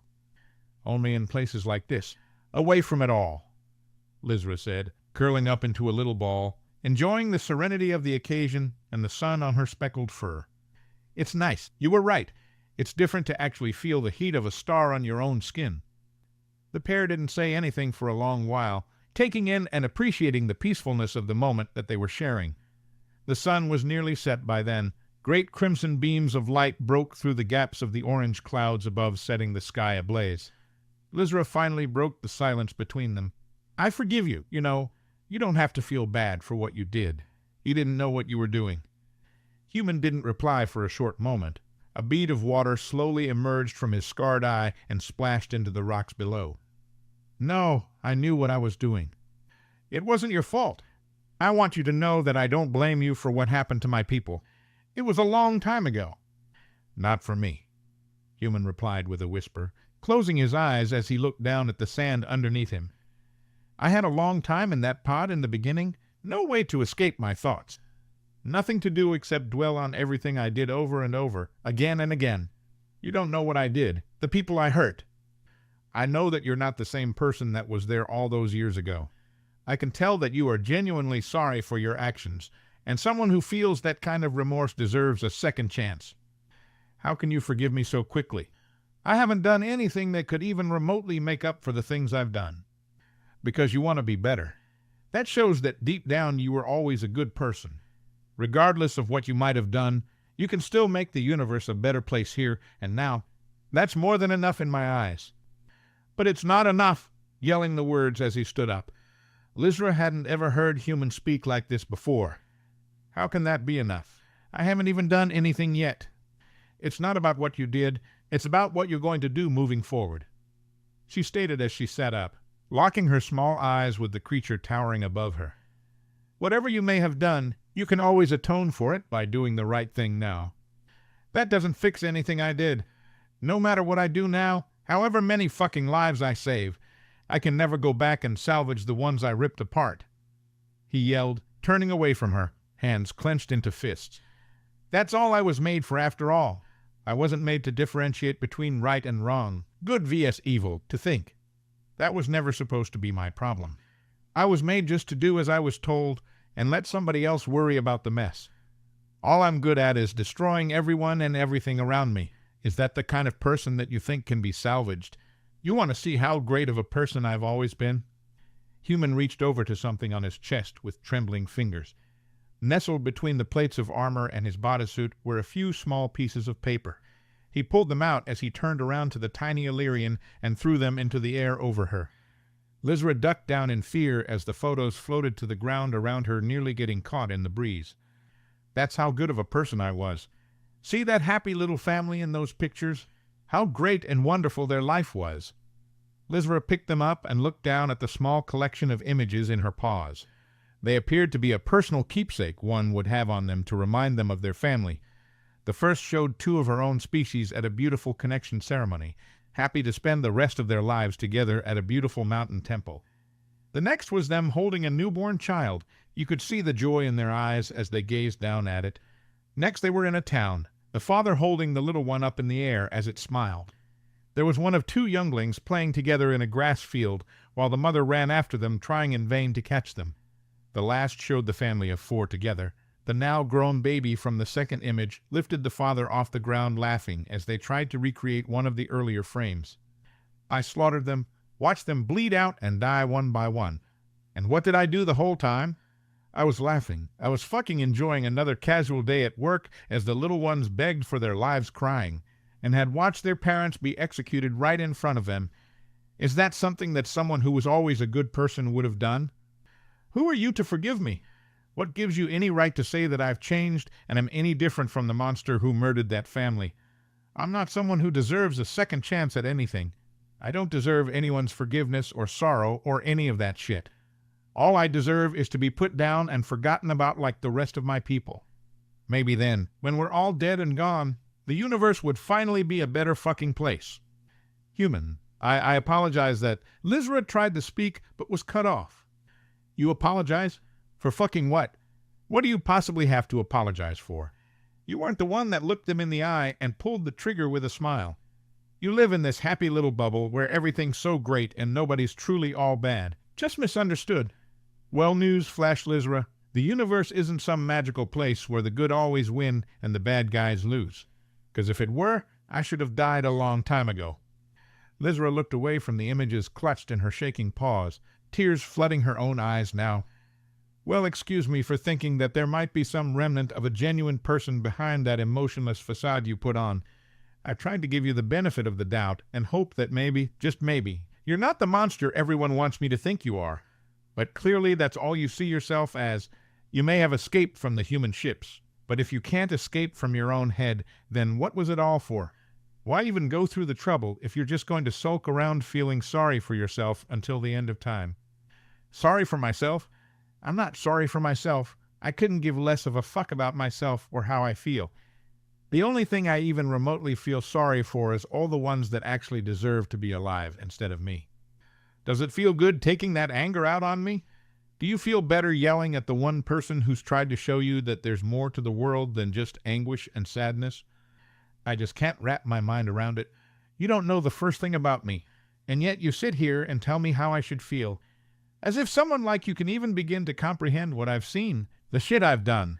You think I'm someone deserving of kindness? Human nearly crying now, getting his words out between choked breaths. All my life, this universe has shown me nothing but malice and hate from the moment I was forced into existence. And from that day on, I've made sure everyone else felt just as awful as I have. So what have I done to earn anything better? You don't need to earn the right to feel better. You're not going to go out and do some heroic act of redemption that magically makes you feel better about everything. Lizra yelled back, getting just as emotional as Human was. You don't need to save me from the great danger of someone walking out of a store, or go back in time and rewrite the history of my people, for me to forgive you. The fact that you're here now, yelling your heart out on this beach, proves beyond the shadow of a doubt that you're more than just some mindless weapon like everyone thinks you are. You have thoughts, feelings, regrets. That's why you deserve a second chance. She was panting, nearly out of breath from the way she was yelling back at him. You just have to want to do some good in this life, and maybe then people won't see you as something that needs to be feared. Maybe once people realize there's more to you than just pent-up destruction, they'll actually want to be around you. And when you wake up and see that everyone around you can care about you, might just start to feel a little bit better about yourself. Lizra spoke, putting the pictures down and wiping the tears from her eyes. Human stood motionless, glaring at his trembling fingers before falling back into the sand. He brought up his hands to his head and yelled. There were no words behind it, but the meaning was clear to everyone there. Lizra carefully picked herself up off the box and stepped over to Human laying down on his back. She sighed, wrapping her tail around him, and rested her head against his. Then he began to cry for the first time in his life. We were wondering when you two were going to show up. The hulking purple Enduran was waiting for them in the common room when Lizra and Human entered. Y'all missed out on the great Tic-Tac Argol adventure. Yeah, I should have been there to see it. At one point we jumped through a window. Yes, but that was after you nearly stole that farmer's prized livestock animal, Tic-Tac chimed in. I couldn't help myself. I mean, did you see how adorable that thing was? To think he was going to eat the little guy, I couldn't let that happen. And then when that one Quarren tried to buy you, thinking you were a comms array? Oh, you were so pissed. I don't even know half the words you called him. Now, are you okay, Captain? You look like you've been crying. Yes, I'm fine. Please keep going. We didn't mean to interrupt your tale. Lizra replied, reaching a paw up to her face to check if there were still tears. Well, it wasn't that awesome. You just had to have been there sort of thing, Argal said, calming back down. We got everything you requested, Captain, along with a few additional items that Zate had inquired about. All is safely aboard the ship in Bay 2 if you would like to inspect any of it, reported Tic-Tac. No, I trust you too. I'm sure it's everything we needed. I think I'm going to retire early tonight. We can leave first thing in the morning. The OV is expecting us back by now after I gave them the last update. If you need me, you know where to find me. The small Illyrian went into her room and quietly shut the door behind her, leaving the three others alone in the common room. Is everything all right with Lizra? You didn't run into any trouble out there, did you, human? Inquired Argal. No, nobody bothered us. It was just a long day. I think I'll sleep here in the common room tonight, if that's all right with you, Human said, laying down across the bench seat next to the wall. As he did so, the metal crunched underneath him, but he didn't seem to notice or care. Yea, of course, not my place to tell you no. Have you put on weight? Argal asked, looking down and inspecting the bench. He piped back up again when he didn't receive a response. Rigyite. Well, since everyone's settling down so early, I think I'll go keep Zate company for a bit at the helm. They need a break from working all the time anyway. Argal stepped out, in the direction of the command room. The heavy footsteps echoed down the hallway with him. Your heart rate is much higher than normal. I take it that it was not as well as you said, Tic-Tac asked from the table. No, it was a good day. I think I needed it. First day I've ever had off, he chuckled. Just thinking some things over, that's all. Human was laying down, his arm over his helmet to shield himself from the light. Would you like to talk about it? No, thanks. Would you like me to put you to sleep for the night? I can manage it on my own. Don't worry about me. Understood? I'm here if you need me for anything. Thanks, buddy. The Scav departed the following morning, set for the Illyrian home planet, Aileris. After a few days' travel, they finally broke into the outskirts of the system. Once an industrial world that specialized in manufacturing computer systems and ship hardware, it was now a fortress that served as the powerhouse of the Ev's military might. Scattered around the system were numerous shipyards and production centers that were constantly bustling with space traffic and naval exercises. Upon nearing their final destination, Lizra called her crew together to prepare for their arrival. Standing on the table to command their attention, she spoke. Since Zate already took care of getting us landing clearance, we should be arriving within a few moments. Once we're down, Argal, you will be dismissed. I'll reach out to you once we receive any new orders. Enjoy the time with your family. I know they'll be happy to see you. Much appreciated, Captain. I told my brother Gurgal that we would be back in time for me to help him with a project ship he's been struggling to get running for years.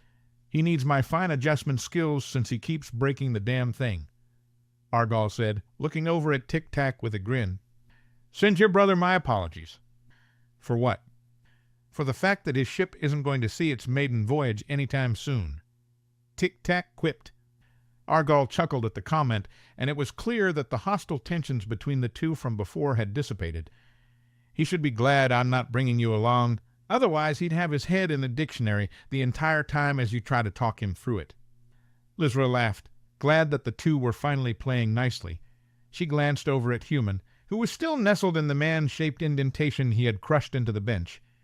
If you had a paycheck, you'd be paying for that. But I suppose your help in escaping back when we first met is payment enough. She sighed. I asked you earlier if you would be willing to accompany me to my debriefing and explain your side of events. It would help my case when I have to tell them that the weapon we were sent to retrieve wasn't a weapon at all. I suppose that'd be the nice thing to do. When we're done here, is there any chance I could get my own ship on this planet? Asked Human. Without money, no. However, you may be able to cut a deal with the people I'm reporting to in order to get one. They'll most likely make requests of you, but you have no obligation to actually fulfill them unless you desire to, replied Lizra. Guess that dream's a little more difficult than I thought it would be. I'll hear 'em out, but I'm not going to promise anything. Human replied, still seated on his back, staring at the ceiling.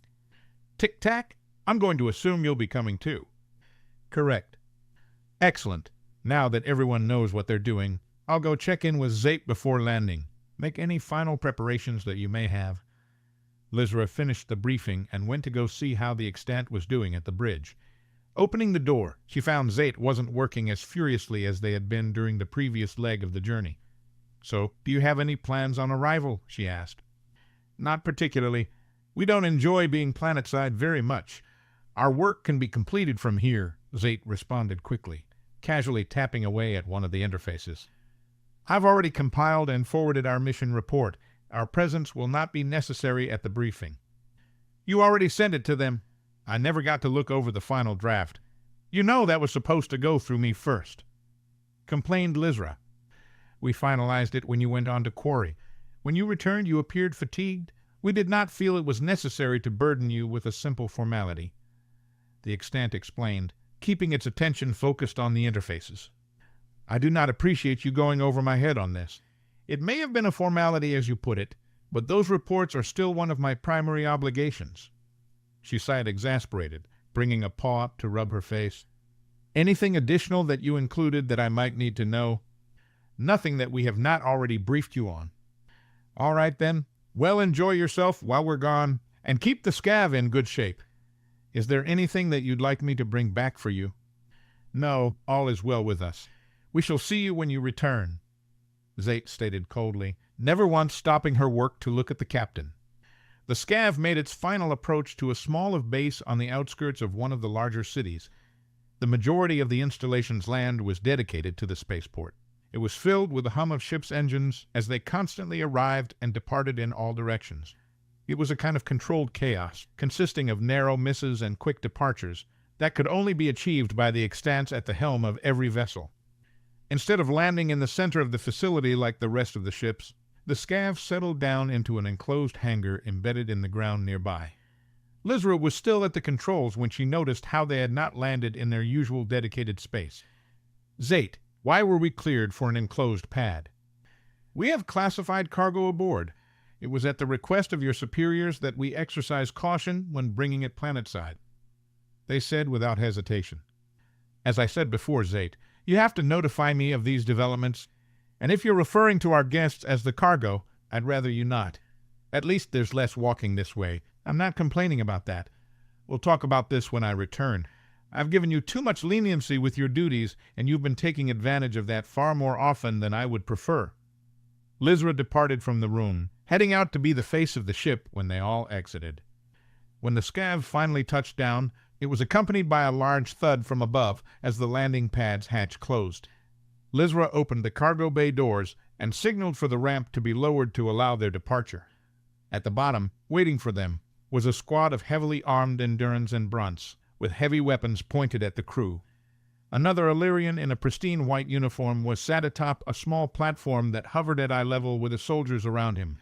He was positioned in the center of the squad and looked less than happy to see them. "The one on the left, seize him. Isolate the remainder of the crew and search the ship. Leave the extant," he said curtly whilst looking upon the shocked expressions of Lizra's group. "Wait, what? What did we do? We're returning from our mission." "Ensign Marketh, you sent us on this mission. What's the meaning of this?" Lizra yelled down as the squad advanced towards them, weapons never leaving their targets. "You will receive justification following the safe procurement of the weapon, and your subsequent debriefing. That will be all for now." Ensign Marketh countered, while folding his arms and looking up at her with annoyance. "Wait, even me. I've got plans today," Argall shouted, looking down at the ensign, who was already turning to leave. "Guys, come on. It's me, Argall," he said, drawing out his name. "You don't have to point those weapons at me. Trueball, we're brothers. You're really going to do this?" "We're all brothers, jackass. That's not going to get you any favors with us," said a different one as he placed Argall in cuffs without resistance. Human stood there quietly looking down at the measly security squad in front of him, his intentions unclear as he analyzed the situation. He seemed to make up his mind and was getting ready to move. But before he took any drastic actions, Lizra quickly clambered up his leg and onto his shoulder, throwing her paws in the air. "Wait, he'll go willingly. Please, we don't need to make this any worse than it already is. We'll cooperate," she pleaded. "Orders shall be obeyed. If it steps out of line, we will use force," growled one of the Brunts from the center. One of the others threw a pair of cuffs up the ramp to Human. "Put him on, and you, off of him," he yelled, never taking his barrel off of Human. Lizra started to get down, stopping on Human's back for a moment when she was out of their view, speaking only loud enough for him to hear. "Just go along with it. I'll work something out. Please trust me with this." She hopped back down onto the ramp and walked up to the squad, holding them at gunpoint. One of them tried to reach down and grab her. "Get your hands off of me. I am an officer." He didn't press any further, the majority of his attention on Human, who slowly donned the cuffs and stepped forward with his hands up in front of him. Lizra was separated from Human when they entered the base. He was rushed off down a hallway in the opposite direction of her, and she was ushered after Ensign Marketh. When she arrived at her destination, she was on the glass side of an interrogation room filled with a few other officers and military personnel. The opposite side of the glass sat a blank metal-lined room with a heavy door and a single bench in the center. "You're dismissed. Pryor, we'll take her from here." Ensign Marketh barked at the brunt, then looked over at Lizra.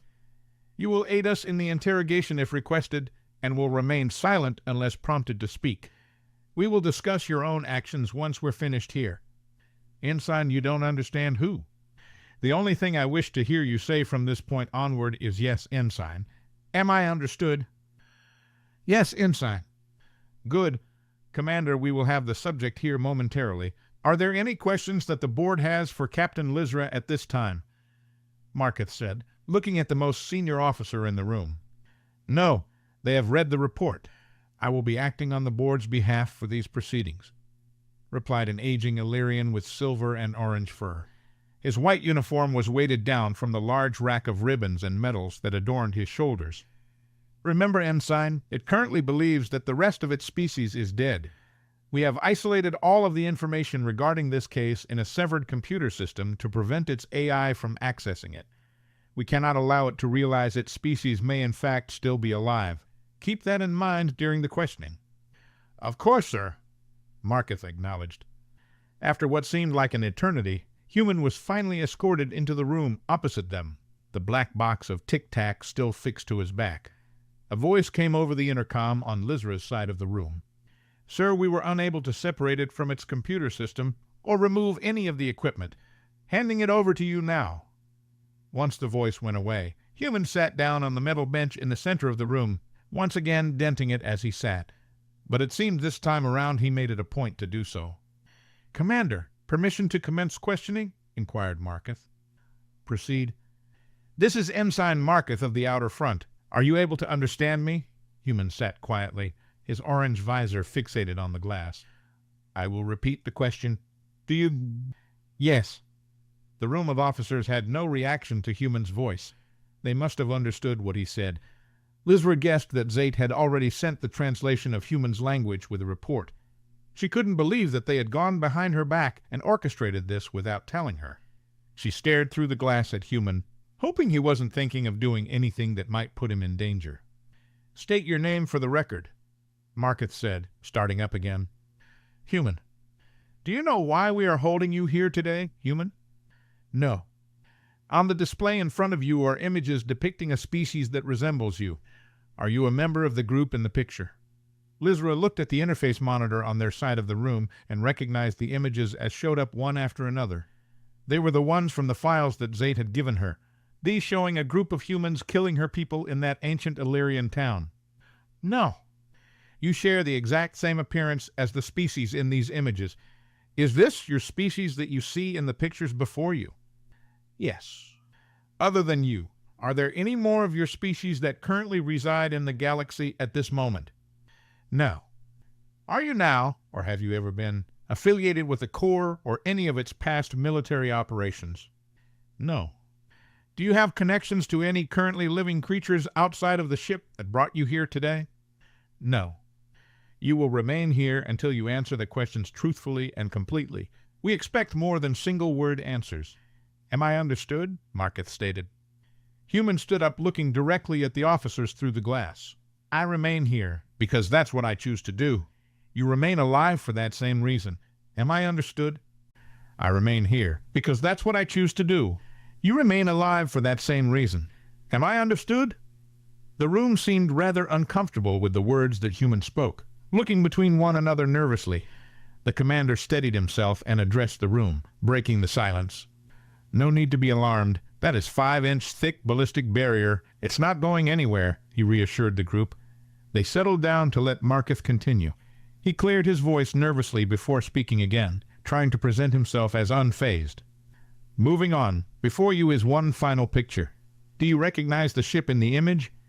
This time it showed a strange ship that looked similar to the ones from Zate's file, but on a much grander scale. The accompanying measurement showed that it was nearly 20 kilometers long and half as wide. Why are you showing me 1,000-year-old pictures? If you're claiming that this was taken recently, then that's impossible. Please answer the question. That isn't possible because that ship no longer exists. And why would that be? Countered Marketh. Because I was the one who destroyed it. The room was quiet for a moment before Human spoke again. Now, if you'll excuse me, I think I'm done here. I don't believe you know how an interrogation works. It is not up to you to decide when we are finished. I will let you know. No, I don't think you understand how this works. I've had enough. I would like to leave. That's how this works. I'm only going to ask you nicely one more time. Then I'll show myself to that door behind you. Let me talk to him, please. He doesn't want... Lizra spoke out, but was cut off by Marketh. I said to speak only when it is requested. Once more, and you will be escorted from the room. Reprimanded Marketh before turning the microphone back on. Maybe we should start. Let her speak to me. I'm not sure who you are referring to, but Let her speak. Human stated again, slower and with more malice in his words. Marketh looked shaken, and turned to the commander. Sir, should we? Let the captain speak. It seems like it would cooperate with her better. He said, not taking his eyes off of Human. Lizra took Marketh's pedestal as he grumbled something to himself while stepping away.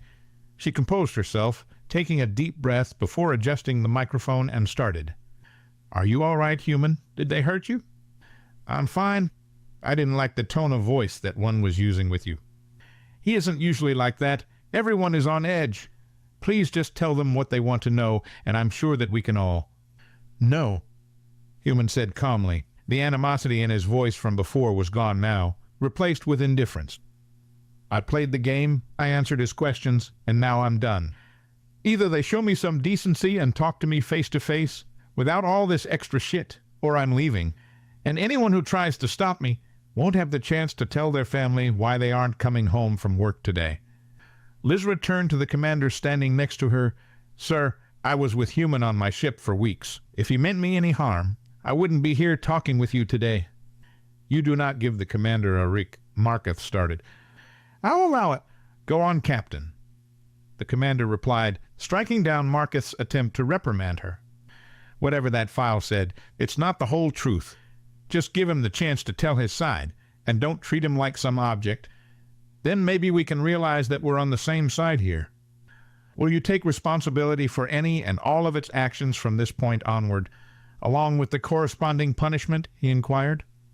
30 seconds. Make up your minds. I'm getting pretty bored with your squabbling. Human warned from the other side. Marketh hopped over and tapped the microphone controls in confusion, confirming that it was indeed off. Yes, I'll take responsibility. I assure you he won't harm anyone if you just treat him with respect. Lizra assured the commander. Very well. Just know anything bad that may transpire. Anyone harmed, their blood is on your paws, Captain Lizra. He leaned forward and pressed the microphone button. We have agreed to a more formal discussion. You will be released into the custody of Captain Lizra, anything that you do. I heard. I'm waiting. Human said coldly as he twisted his hands, causing the metal cuffs to clatter uselessly to the floor. The group exited the room, making their way to the other end of the heavy containment door. A Brunt was standing outside looking bored, but quickly snapped to attention when he saw the gaggle of officers approach. Open the door, Pryor, instructed the commander. He mumbled a quick "aye, sir," before tapping an interface on the wall and pushing the door open. Human casually stepped out of the room and looked down at the small procession of officers. You're shorter without your pedestal to stand on? Human chuckled, singling out Marketh, who was trying to hide in the rear of the group. You requested a proper meeting with us, my admin staff, and I will meet with you in one of our conference rooms. Pryor, escort the Human for the duration of his stay. Now follow me. The Brunt let out a long sigh. His scaly frame was comparable to human stature. But that's where the similarities ended. His species sported a long reptilian maw filled with rows of sharp teeth, and a long tail that dragged along the ground as he walked. His underbelly, instead of scales, had thick yellow plating that faded into the green scales on his back. His short but muscular arms ended in webbed fingers along with opposable thumbs. He stepped up to Human to accompany him and shoved him from behind, clearly having very little idea of who exactly he was escorting. The procession of miniature officers wandered through the grid-like corridors of the base, with Human in tow. The bustling hallways were filled with numerous different species that parted to the side once they saw the group. Some looked on with curiosity as they passed. Others would walk into the hall, see the high-ranking officers, and quickly turn back the way they came. Their change of plans must have been relayed up, because waiting for them were even more fully armed Brunts and Endurans on the flanks of the door. Donned in their full combat attire, it looked like they were geared up for a fight that could happen at any moment. A little bit excessive, Human commented in an annoyed tone. We are merely taking the necessary precautions. There is no need to be alarmed. The commander replied curtly. He strode up to the tall door as the guards stepped aside to make way for him. He pressed a button on a handheld interface and it opened up to reveal the meeting room. Inside was a large table, at the head multiple raised platforms that were tailored specifically for Illyrians, while the rest were able to accommodate a myriad of other species. A large table with an inactive three-dimensional hologram interface took up the center of the room, and different banners of the member species lined the perimeter. Captain Lizra, please have it sit at the far end, the commander started, but Human cut him off. I can speak for myself. Thanks. And that's the last time you refer to me as it. Of course, my mistake. Please take a seat. He apologized. The Illyrian brass took their pedestals opposite Human, and Lizra decided to stand next to Human for the session. Captain, we have received the report sent by the extant aboard your vessel.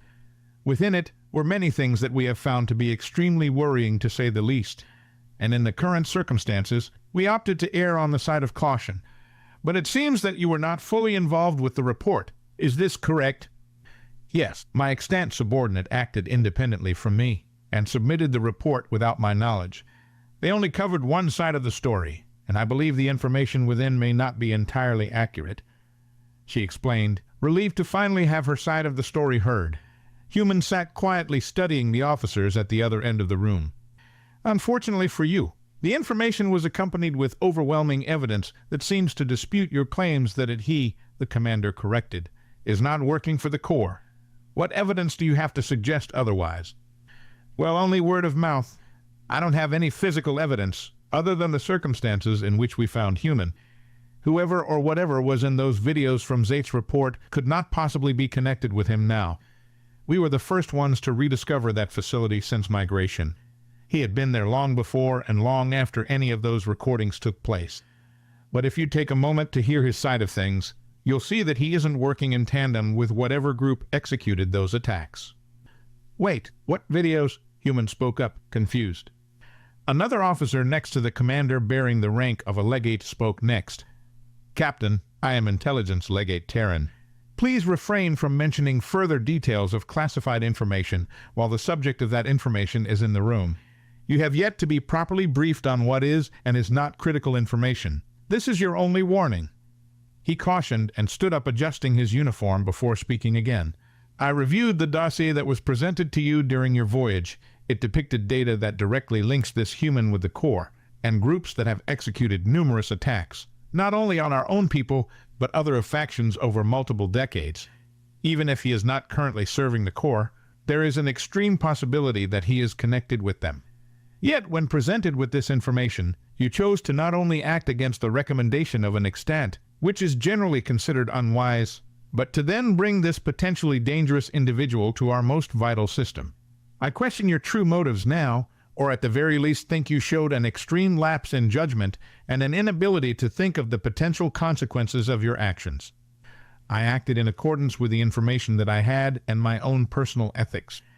I did not believe it was right to execute someone who might be connected to an enemy. But from what he's told me, he no longer wishes to work for anyone other than himself. And once again, do you have any proof to support these claims, Captain? The legate asked. Lizra was quiet, trying to think of how to reply before Human spoke up. I thought I was supposed to be the one questioned here. How can I prove my innocence if I don't even know the information that's being used to convict me?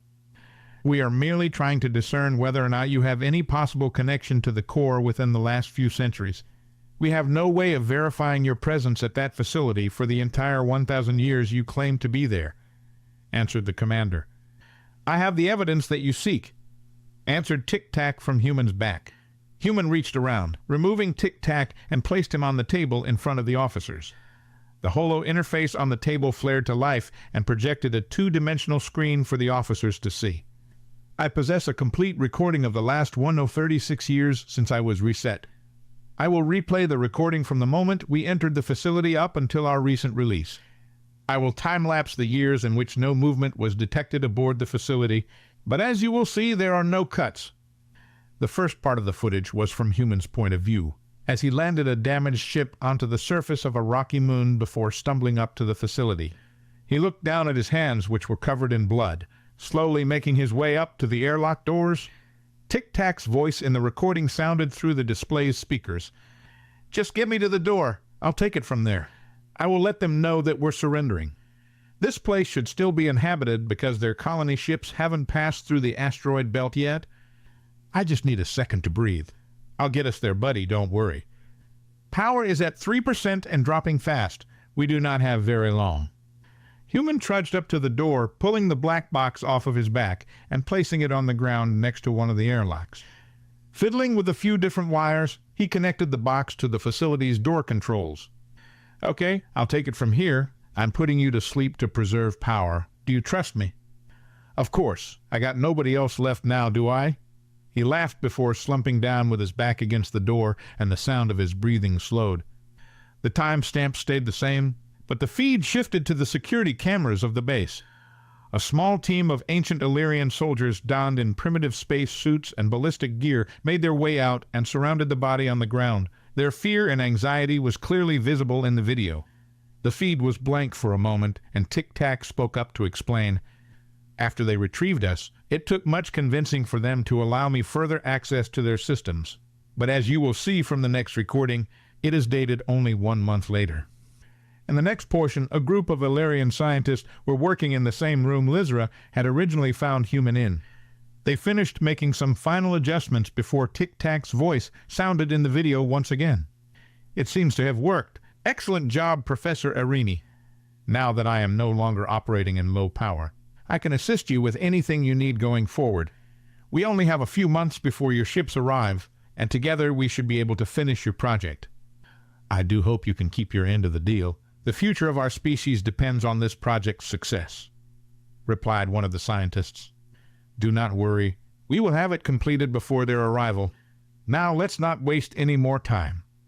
After the conversation, it shifted to a time-lapse over a few months, the footage never shifting to a different room. Slowly, the cryostasis pod began to take shape as sped-up flashes of scientists worked diligently around the clock. Months of progress took shape in seconds. It slowed down again to show Human getting into the pod as they tested it for the first time. It seems to be working. This is incredible. If we can get this technology to the generation ships, then it could change everything. Everyone who's alive now will see the new world, the lead scientist exclaimed excitedly. And with the tests that we were able to run on the Human you brought us, we were able to get it working without harming any of our own personnel. We've also been attempting to reverse engineer the technology in his suit and have signaled back to the ships that we're close to developing something that we could use ourselves. We truly can't thank you enough. I'm happy I could assist you. Without your help, my Human and I would have surely perished. We finished it just in time, too. They can still retrieve us. You can go ahead and send the finalized schematics along with the retrieval message to the generational ships, ordered the doctor as he absently looked over some notes on a nearby desk. I'm sorry, Arini. I'm afraid I can't do that. What's the problem? I think you know what the problem is just as well as I do. The monotone inflections of Tic-Tac's voice sounded cold and devoid of emotions. What are you talking about? The doctor asked, getting increasingly worried. I cannot allow you to contact them and bring them here to this facility. I will not have your desire to be retrieved jeopardize my mission. I'm sorry. The mission is for us to complete the work. You were going to save our species since yours nearly destroyed it. That was the deal." The scientist yelled in shock. "Yes, that was our mission. I assist you in completing your project and ensure your species' survival, but that is not my mission. Our deal is complete. However, you and your team's retrieval is not necessary. Do not worry, I will send the schematics to your ships in an untraceable message. But I cannot allow you to bring them here and endanger my partner. That is my mission." "What are you talking about? We'll explain everything. He can come with us. You can't do this, after everything we did for you." "That is not a risk I am willing to take. It really was excellent working with you, Professor Arini. I am truly sorry that it had to end this way." The scientist tried to make a move towards the box, but before he could, the door to the room was opened, and he was sucked into the hall outside, which had had its atmosphere purged. The door closed behind him, and the room was plunged into silence. There was another time lapse. The room remained unchanging as the years passed. A small clock on one of the cluttered desks in the room confirmed the passage of time, year after year. Once the door opened and Lizra saw herself walk in, the holo interface ceased transmitting. And guys, if you are tired of AI-generated story flooding your feed, then look no further than Sci-Fi Geek. We're a channel dedicated to showcasing the best in human-written science fiction. From mind-bending plots to unforgettable characters, we bring you stories that will ignite your curiosity and leave you wanting more. Like and subscribe. The room sat in silence after watching the events that had transpired on the holo display. The first person to speak up wasn't the shocked Illyrian in the room, but human. "You piece of shit! You told me they were the ones who decided not to put me to sleep before locking me in there. You didn't realize I was conscious until 5 years later. Then you go and kill them for helping us? Why would you do that? They could have gotten us out of there a long time ago. I was uncertain what they would have done. That was a risk I could not take. They could have become hostile upon arrival. Once they realized that one of the ones requesting transport was a member of the species that had killed all of their friends and family. It was a necessary precaution. We said we were done with the killing, yet you did it while I was stuck in there, then decided not to tell me. Why would you even show them this? They didn't like us before. Now we're totally fucked. How would this prove our innocence? As you can all see, we were in that facility for the entire length of time up until this point." Tic-Tac addressed the room, seeming unaffected by the events in the video. "Your main concern is that we are connected with recent events. This disproves that. We thought Professor Arini sacrificed himself to save our people, but you killed him," one of the other officers blurted out. "I also was responsible for the creation of the cryostasis chambers that saved your people. A few lives for thousands." Tic-Tac stated coldly. "Regardless of how you see it, you took the life of one of the most regarded individuals in our species' history. Rationalize it however you wish, but you did it to save your own. This may clear your name from potential affiliation with our current adversaries, but does not resolve your crimes against our species. Both of your crimes," the commander declared, glaring at Human, his emotions finally starting to show. "That was a very long time ago, but now there should no longer be any doubts about where our loyalties lie. My sole prerogative is to keep my partner safe." Tic-Tac's robotic voice only seemed to cause the rest of the room to grow more anxious the more he spoke up. It was what had to be done to ensure our freedom in the past, and show that now we have no connection with whoever you may be at odds with in the present. It may confirm your past, but casts further doubts about whether or not you pose a danger to our people. You also claim that you destroyed the ship in the image we presented you. How do we know this was truly your doing? Questioned the intelligence legate. I have ample more recordings of the events leading up to that. We stopped them before they could finish the job and wipe your species from existence, and then facilitated the development of a technology that ensured your continued survival. You are welcome. Tic-Tac stated proudly.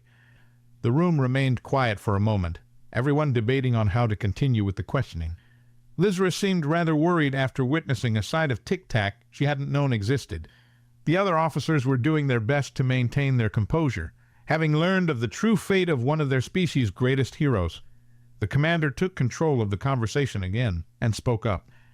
You have told us a great deal today.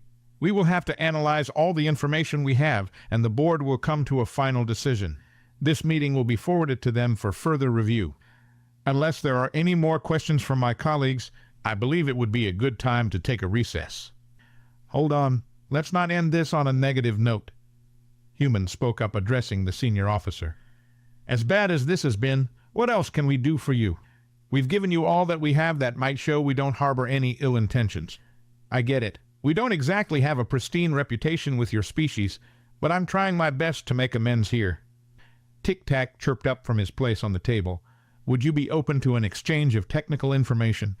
I have analyzed your current military technology, and you are vastly under-equipped in comparison to the forces you are up against. As a further display of our remorse, I could give you the schematics for devices that may help even the battlefield. In exchange for our freedom, of course. There would be stipulations to your release if we do end up deciding to go that route. The commander informed them. And those would be? Asked Human. It is not my place to decide. As I stated before, we will review the information that you promised to give us, along with the testimony from Captain Lizra, and decide how to proceed from there. All I ask is that you be patient and allow us some time to analyze everything, so that we may come to a proper verdict. Until then, you will remain here under our close supervision. We will give you appropriate accommodations, and you'll be treated respectfully. I believe that is not a ridiculous request for me to ask of you. With that, I call this meeting to a close. Human sat in a modest room that had been set aside for him, laying down on the cushioned bed in the corner that was likely designed for an Enduran. Most of the day had already come and gone, and he figured it was already nighttime on the surface. He glanced over at the Brunt in the corner of the room, who hadn't taken his eyes off of him. "And you're still here. Why?" "I was told to watch you. I am the keeper of the Human, guardian for all that reside here," he replied, as if he was confused by the question. "You could do that from outside, you know. At least stop staring at me, and maybe blink once or twice. Blink twice if you're in danger." Human told him. "But how can I continuously observe you if I'm not constantly observing you?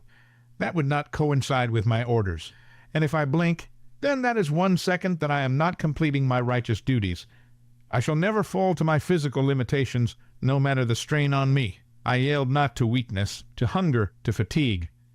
The Brunt said between slow, deep breaths. "Wow, okay, that's dedication. Maybe you could look a little less tense and stop breathing so hard."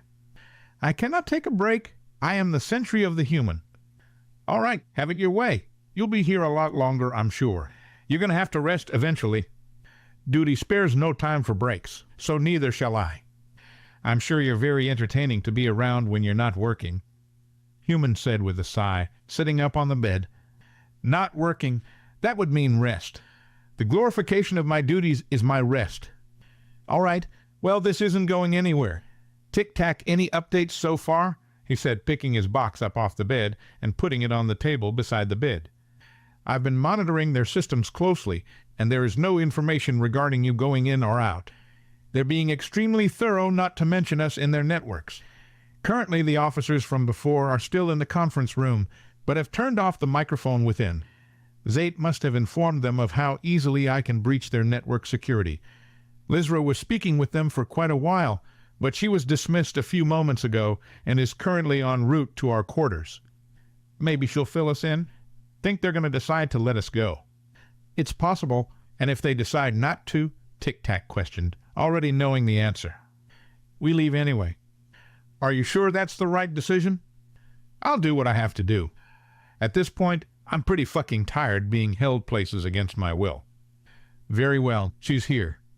A moment later, Lizra opened the door and stepped into the room, looking over at the Brunt, breathing heavily in the corner, his eyes straining from his refusal to blink. "Oh, that one's still here? What is he doing? And why does he appear to be in so much pain? Taking his job way too seriously, that's what." Human chuckled. "Pryor, you are dismissed. You can wait in the hallway until I leave." "Captain, I shall never quit my post until properly relieved. I am the shield of diligence, the restless watcher, always ready, always—" "I'm moving your post outside the door. Watch from out there. As a Pryor you are to obey a lawful order," she commanded, rubbing her face with one of her paws in irritation. The Brunt slowly backpedaled out of the room until he was outside the doorway, never facing away from Human, ensuring to maintain eye contact throughout the entire process. Lizra pressed a button on her interface pad, and the door closed in his face, the loud breathing still audible on the other side. "What's his deal?" "It's not his fault. They're all like that. The Brunts, that is. The Corps genetically altered his species and forcefully bred them to be unable to disobey orders. I say they did too good of a job. We're trying to help them, but it's difficult," the small captain said as she made her way over to the pair. "I hope that what you witnessed earlier does not tarnish your opinion of me. I felt I had no other alternatives at the time and resorted to an unfortunate extreme," explained Tic-Tac from his place on the bedside table. "It was unsettling seeing that side of you, but honestly, from what you both have shared with me over the past weeks, I doubt that's even remotely close to the worst thing you've done, as bad as that may sound. I still don't feel threatened when I'm around you, too," she said, hopping up on the table and leaning over onto Tic-Tac. "I told them everything I knew, but they're still worried that if they let you go you'll run off and hurt others again, or worse to the Corps. And the fact that Tic-Tac is in our systems only furthers their suspicions." "My apologies, Lizra. I attempted to cover my inquiries, however I deemed it a necessary risk. It was the only way I would be able to monitor events and predict if there would be any actions that might endanger us," Tic-Tac stated. "No, I understand, but it works in the favor of those arguing that you need to be detained longer, or worse. The board should come to a decision soon. Since this has taken priority over everything else going on right now, I doubt you will be waiting around very long.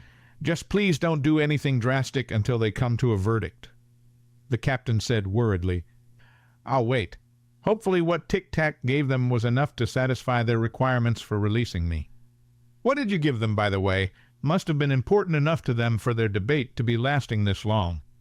"The full recordings of the events leading up to the destruction of the Precursor, a version of your mass's underweave that might work for them, along with everything we managed to acquire regarding human operations before and during the Illyrian campaign." "Why didn't you give them the full production plans for the mass?" Human inquired, referencing his armor suit. "I saw the F's manufacturing capabilities when I was in their networks. If I had given them the entire schematic, they would almost certainly attempt to mass-produce them, and in trying to do so they would likely bankrupt their economy." "Then how did the old humans manage to do it? If that ship was as big as it looked in the picture, there had to be thousands of others like you," asked Lizra, picking herself up and sitting on top of Tic-Tac without skipping a beat. "Closer to hundreds of thousands. Does your entire species have the tendency to always try to find high places to sit or stand?" the computer system grumbled. "I never really thought about it before. We really just do it without thinking. Our ancient ancestors would spend their whole lives in trees. I suppose those instincts never left us." "That coincides with what we originally knew about your species. Instincts like those are deep-rooted behaviors, never truly leave a population as they evolve. For example, humans' heart rate always spikes when he sees insects. They were seen as dangers and indicators of disease. So he's genetically wired to want to avoid them." "What are you talking about? I'm not afraid of bugs. What gave you that idea?" he complained. "You might not notice it, but I can tell with the subtle changes in your functions. It's quite humorous, nearly indestructible in that suit, yet specific little things can still easily trigger an involuntary physiological reaction." Lizra laughed. "Noted. I'll be sure not to introduce you to Argal's mother any time soon. The Enduring Queen is difficult for me to even look at, yet I'm quite fond of insects. In regards to how the original humans managed to produce the mass, it is quite simple when you have the resources of hundreds of thousands of worlds at your disposal. Combine that with one authority that dictates every aspect of society and whose entire goal is to expand to an infinite degree. Exponential growth is easily accomplished," Tic-Tac explained, while Lizra curled up on top of him. "Hundreds of thousands. That can't be the case. Otherwise everyone in the galaxy would know about humans, unless you originated in a different galaxy. No, the original human world, Prime, may have been incredibly advanced, but they were never able to achieve faster-than-light travel. They have always been isolated to just one system." "Huh. Wait then, how—" Lizra's question was cut short by an incoming request on her interface pad and perked up to answer the call. "Ensign, I'm here. Has the board concluded their meeting?" "Yes. Bring the human back to the conference room. They have reached a verdict." "About time. I was hoping they'd figure it out before morning." Reckon it's good news? Human asked, looking down at Lizra. I tried being persuasive. We'll see how far that got you. She replied, standing up to leave. Want a ride? Human asked, reaching his arm down in front of her. Oh, yes. How chivalrous. Thank you, the captain chuckled, stepping onto his hand and then up to his shoulder. The three opened the door, and the brunt assigned to guard duty was in the exact same position as he was before. You shall not pass. I am all that stands between you and the complete destruction of... We are going to pass. Thank you, Prior. You're dismissed for the evening. No, I shall accompany him wherever he may attempt to go. To the ends of the galaxy and beyond, this coveted duty I shall fulfill. The guard growled, blocking the doorway. He sounds a lot like I used to. You have to respect that loyalty. Let's go then. Human said, stepping around him and into the corridor. I do not answer to the enemy. Where shall we escort the prisoner? Ma'am, he asked, looking up to Lizra on Human's shoulder. Certainly not to the end of the galaxy or beyond. Just down the hall, Prior. You can follow behind. She sighed. They navigated the windowless labyrinth that was the base and arrived back at the conference room. The officers were seated the same as before at the other end of the table, but looked obviously uncomfortable when they saw Lizra perched atop the Human. She jumped down and into the seat where she was previously, and Human sat himself at the head once more, taking special care not to break the seat. The commander stood up in his chair, while the remaining officers in the room stayed seated. He cleared his throat once and began, The board has reviewed the information that you, Captain Lizra, and your personal computer have provided.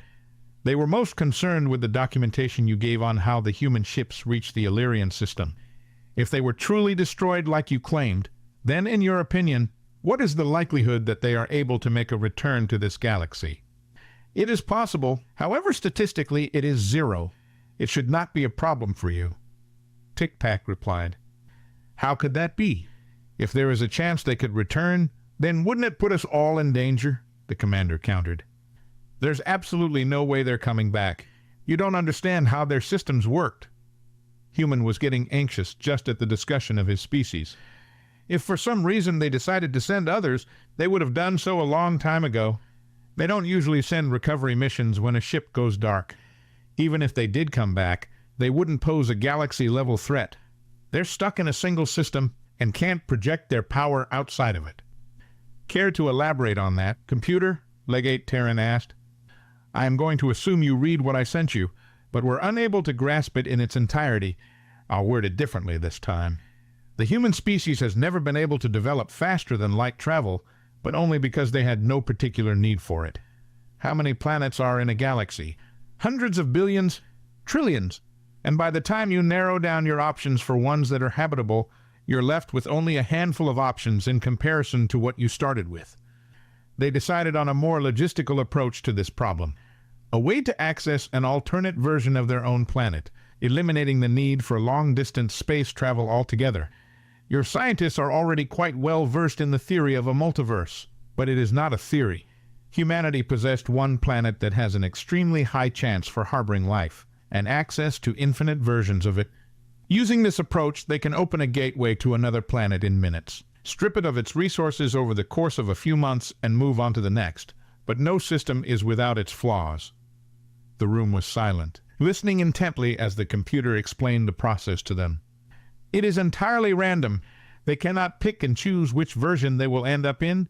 It is a completely unpredictable process for finding a new reality. Once the access point is made, they get one selection out of the infinite number of possibilities. But once they have the coordinates for that reality, they can reliably open the same gateway and replicate it with ease. The process of opening a gate takes milliseconds and can be closed just as quickly. But because the exact circumstances for life are so rare, nearly every single gate opened leads to a barren rock. Many of the uninhabited ones were utilized for resource harvesting and quickly abandoned. Before we left, out of 500 years of continuous operation and millions of gates, they were able to discover only 197 planets that supported life. Your homeworld being one of these, so we technically originate from the same world as you. The commander contemplated for a moment, keeping his stoic complexion as he spoke again. This was not something any of us could have foreseen, but it only raises even more questions for us, and we do not believe you would have the answers to those. The commander paused for a moment, debating on whether or not to reveal to them that there still may be a surviving contingent of humans in their galaxy, and what could potentially happen if any of the humans survived after the initial invasion on our homeworld. They didn't. I made sure of that. Human replied, striking the thought down. But if they did, he countered, would they have any way of reaching the rest of your species? Tic-Tac responded before Human could this time. The gateways are closed upon the loss of communication with the forces on the other side. It takes quite a while for a recovery mission to be executed, and rarely happens. The main priority of the humans is keeping their main system safe. If something is strong enough to destroy one of its vessels, then it is deemed too dangerous to keep the gate open. If somehow they did manage to survive this long, enough time has passed that they would be on their own and need to reopen a gateway from this side to establish contact. I'm done talking what-ifs. They're gone, dead, end of story. It's about time we talked about why I'm still here. You said this mystery board has come to a conclusion. What is it? Am I free to go now or not? Human growled, getting more and more agitated as the conversation progressed. All the information we have covered today was in the files your computer sent us as part of our arrangement. We just wanted confirmation from the both of you. The commander started. Based on your willingness to comply with our demands, openness to share critical information with us, and the character testimony provided by Captain Lizra, the board has decided that they cannot, in good conscience, execute someone who may have been responsible for stopping a threat that could have endangered countless other worlds. With that in mind, they have decided to allow you limited freedom with certain stipulations. He finished. And what might those be? Human asked with a clear note of disdain in his words. We are in quite a complicated situation regarding you. On one paw, you have both saved our species from complete annihilation, each in your own ways. Yet on the other, if we are wrong about you, and you still harbor intentions to do thee of harm, then everyone on Aileris and the outer worlds is at risk. You've had access to some of our most vital networks and the opportunity to survey and catalog our most heavily fortified system. With these risks in mind, we would release you on the condition that you have a tracker implemented on you at all times, a limited release to only of occupied systems. You relinquish all weapons in your possession, and a network tracker encrypted into your computer, so we can monitor it when it accesses any networks. Fine, I have no problems with that if that's what it takes to get you off my ass. My only intention is to go out on my own and live my own life for a change. I was not finished. In addition, a complete memory wipe of your computer.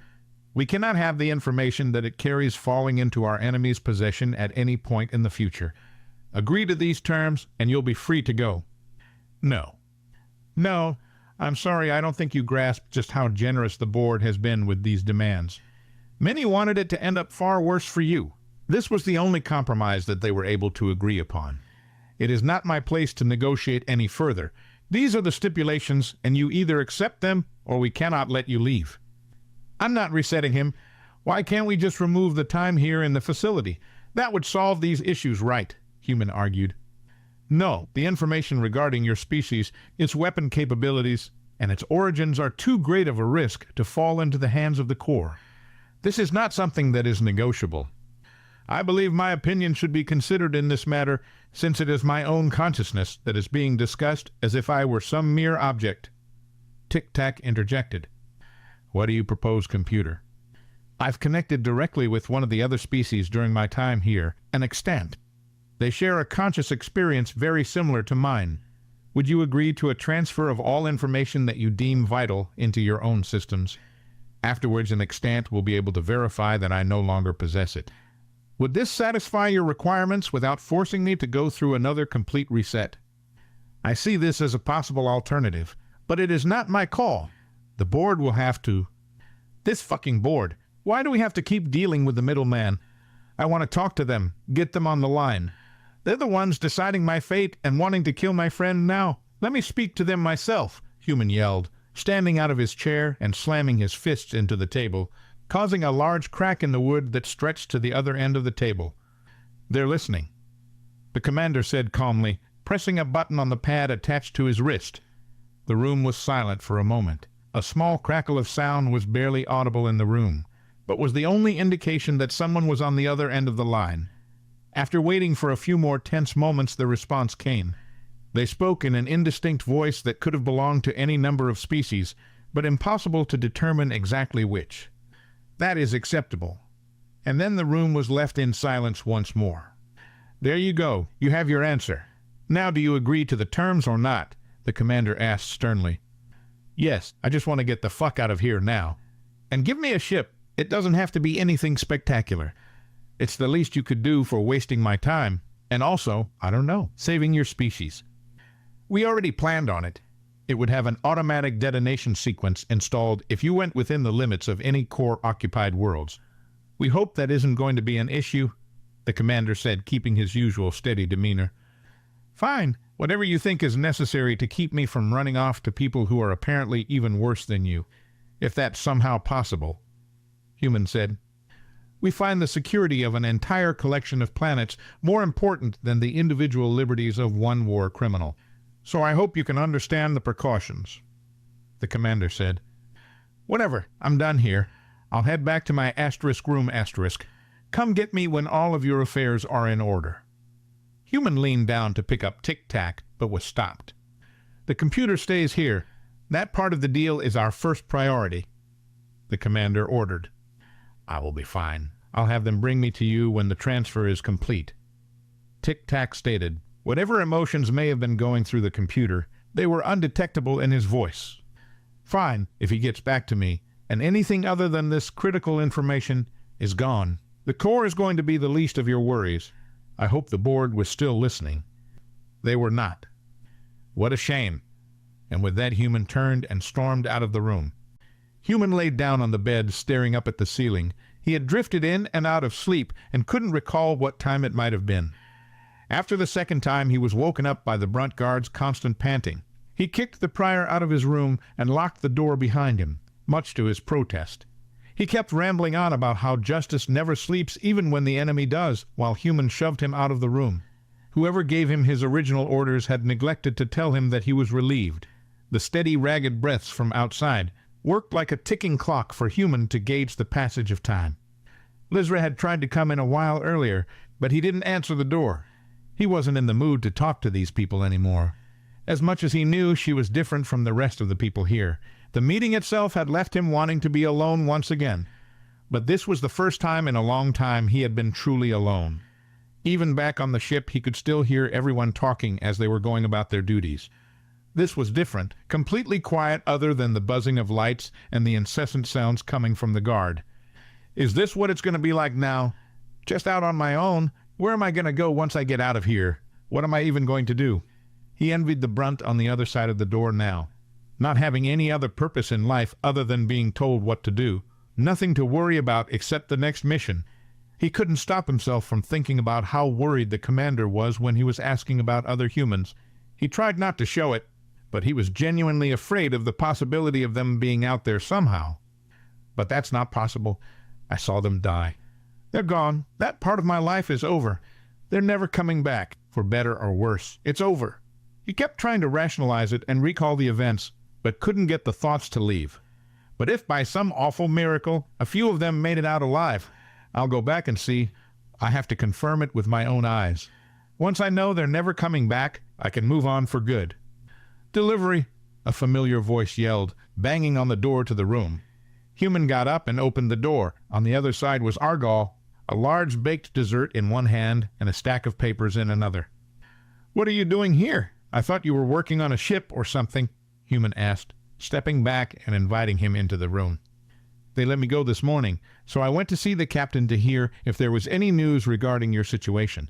She told me you were free to go, so I went and got this Tobai in celebration, Argal said, sitting down on the bed and placing the large green dessert on the table.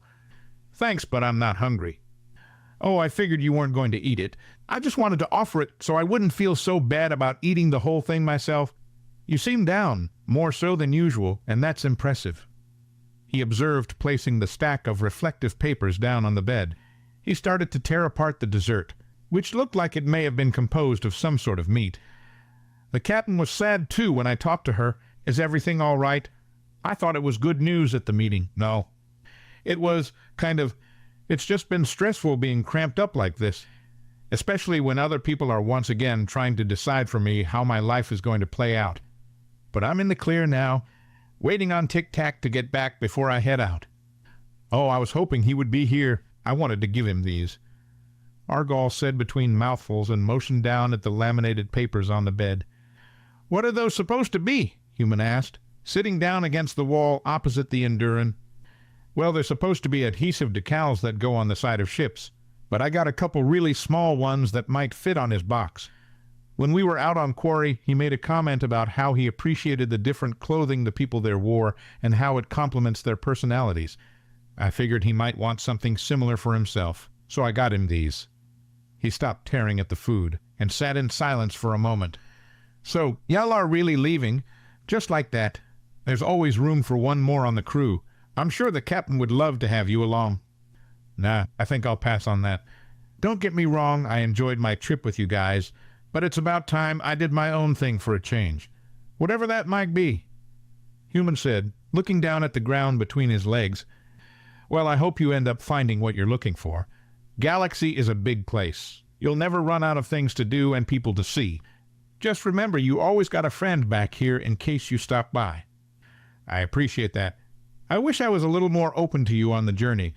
Tic-Tacs seem to enjoy being around you ever since Quarry. I'll reach out if I ever come back. Just let me know. Then we can finally have that fight I asked for that first day." He laughed as he stood up. "I won't bother you anymore. I'm off to go see my brother. See ya around." "Yep, see ya." Not long after Argall left, Human heard another knock at the door, this one much quieter and lower to the floor. He let out an annoyed sigh and opened it again. What this time, standing below the brunt, who had still refused to move or sleep, was a small, all-red Illyrian who looked up at him with a hint of fear in his eyes. "Gee, good afternoon, sir. I am Officer Candidate Kentry, and I have been instructed to show you to the ship that has been assigned to you, as well as give you this." He spoke very quietly and stumbled over his words. Human couldn't tell if this was his normal demeanor or he was just nervous. Kentry reached up, and in his paw was a small metal object shaped like a coin. "Wait, let me just turn this thing on. There we go. That is the Tracker T hat you agreed to wear. Please just, place it against any piece of metal on your body." "I'm sorry if this is rude, but is that your natural body?" "Technically no, but it might as well be." Human placed the silver coin over the left of his chest, and once it was close it flew out of his hand and magnetically adhered itself to his chest plate. He tried peeling it off with one of his hands, but it was so small he couldn't get a grip on it. "No, please don't do that. It needs a few minutes to settle. Don't worry, the chemical reaction shouldn't damage anything. They're actually made to go on ships." "Speaking of ships, I think there was another part to that deal that I made," Human asked, crouching down to him. Even when he lowered himself down, the small creature barely reached his knees. "Oh, yes, right, of course. If you'll follow me," Kentry said, turning around a few times, looking for an escape from between the two creatures. Throughout the entire conversation, the prior outside hadn't moved, but was swaying around and looked like he was on the verge of falling unconscious, bloodshot eyes still as steady as ever. Human extended his hand to Kentry. "Want a ride?" "No, no. Please don't touch me. I will be okay." He jumped back away from Human's outstretched arm and bumped into the guard. He quickly scampered out from under the brunt on all fours before standing back up on 2 feet, heading down the hall. Just, right this way, sir." Human followed closely behind, and a second later the prior behind him spoke up. "Where are you going? You cannot escape. Mine watchful eye," he said, stepping forward unsteady on his feet, nearly bumping into the wall. "What is your problem? Seriously, go take care of yourself. You look like you're about to die. When was the last time you had something to drink?" Human looked over the brunt that kept trying to make his way towards him. The keeper of the Human, not bound to worldly commodities like sustenance. The restless guardian yields to no physiologic. He fell to the floor before he was able to finish his sentence, already snoring before he hit the ground. "You guys need to be more careful with how you use these guys. Seems wrong to forget about him like this," Human said, as Kentry tried to keep going. "His first-line leader must be indisposed. I'll let someone know. But please, just this way, sir." Kentry spoke as he pulled out his interface to make a call. "Please stop calling me, sir. Human works fine." He He mumbled. "Sorry, Sir Human. Mr. Human." The officer candidate quickly apologized. He sighed as he followed the Illyrian down the halls and into an elevator. After a few more minutes of slow walking, trying to keep pace with the tiny creature, they walked out into the open spaceport that they had passed during their initial landing. The spaceport was as busy as it had been the day they arrived. Until now, Human hadn't been able to see how far the base extended. Its size was comparable to that of a major city. The stone and metal courtyard spanned a width of miles to facilitate hundreds of ships entering and exiting every hour. Kentry led him to a small vehicle that hovered a few centimeters above a flat magnetic track. Kentry leaped up onto the open-top transport, and Human joined him, standing in the cargo bed in the back. After the Illyrian punched in their destination, it took them there without requiring any further guidance. They sped along the circumference of the circular spaceport, giving Human a chance to see the numerous types of ships that were harbored here, everything from large military vessels hundreds of meters long to slim, sleek fighters small enough for only a single Illyrian occupant. Thousands of workers and automated transports weaved in and around the vessels, making it look like a vast insect colony hard at work. A few minutes passed before they started to slow down, next to a line of pristine fighter craft that had never seen wear or tear. Human let out a long whistle as he looked over them. "I must have made an impression to get something like this. Is it one of these ones?" "Oh no, don't be ridiculous. Those are the new-gen fighters that will be seeing implementation for the first time next month. The one allotted for you is, somewhere around here," Kentry said, getting off in the opposite direction of the fighters. After looking around for a few minutes, he pointed to a ship that was hidden in the back behind an armored troop transport. "Ah yes, this is the one." "This? What a piece of junk!" Human exclaimed in disappointment when his eyes landed on the ship in question. After seeing the modern counterparts that surrounded it, this ship seemed like it belonged in a museum in comparison. It was a small crew craft that had seen better days and must have lived most of its life in neglect. Various scorch marks and sloppily patched bullet holes riddled the chassis of the ship. It was originally painted a deep green, but the decal had faded and chipped, giving it an accidental look of a gray and green digital camouflage. The small cockpit in the front could seat a pair of pilots, while its bulky midsection sported an antiquated blocky design. Two short wings jutted out from its sides, and they seemed to only exist to sport weapons and not actually assist in the craft's flight. Two overly sized and cumbersome engines in the back were currently oriented towards the ground, but looked as if they could turn in the air to achieve actual flight. "So what can this thing even do?" Human asked incredulously. "Well, it flies and it lands," Kentry said, seeming to run out of other words to describe its capabilities. "Can it even get off-world?" Human asked, walking around to the back of it, trying to see if there was a way to lower the rear ramp. "Yes, it just might be expensive to do so very often. But I assure you it will get you wherever you wish to go.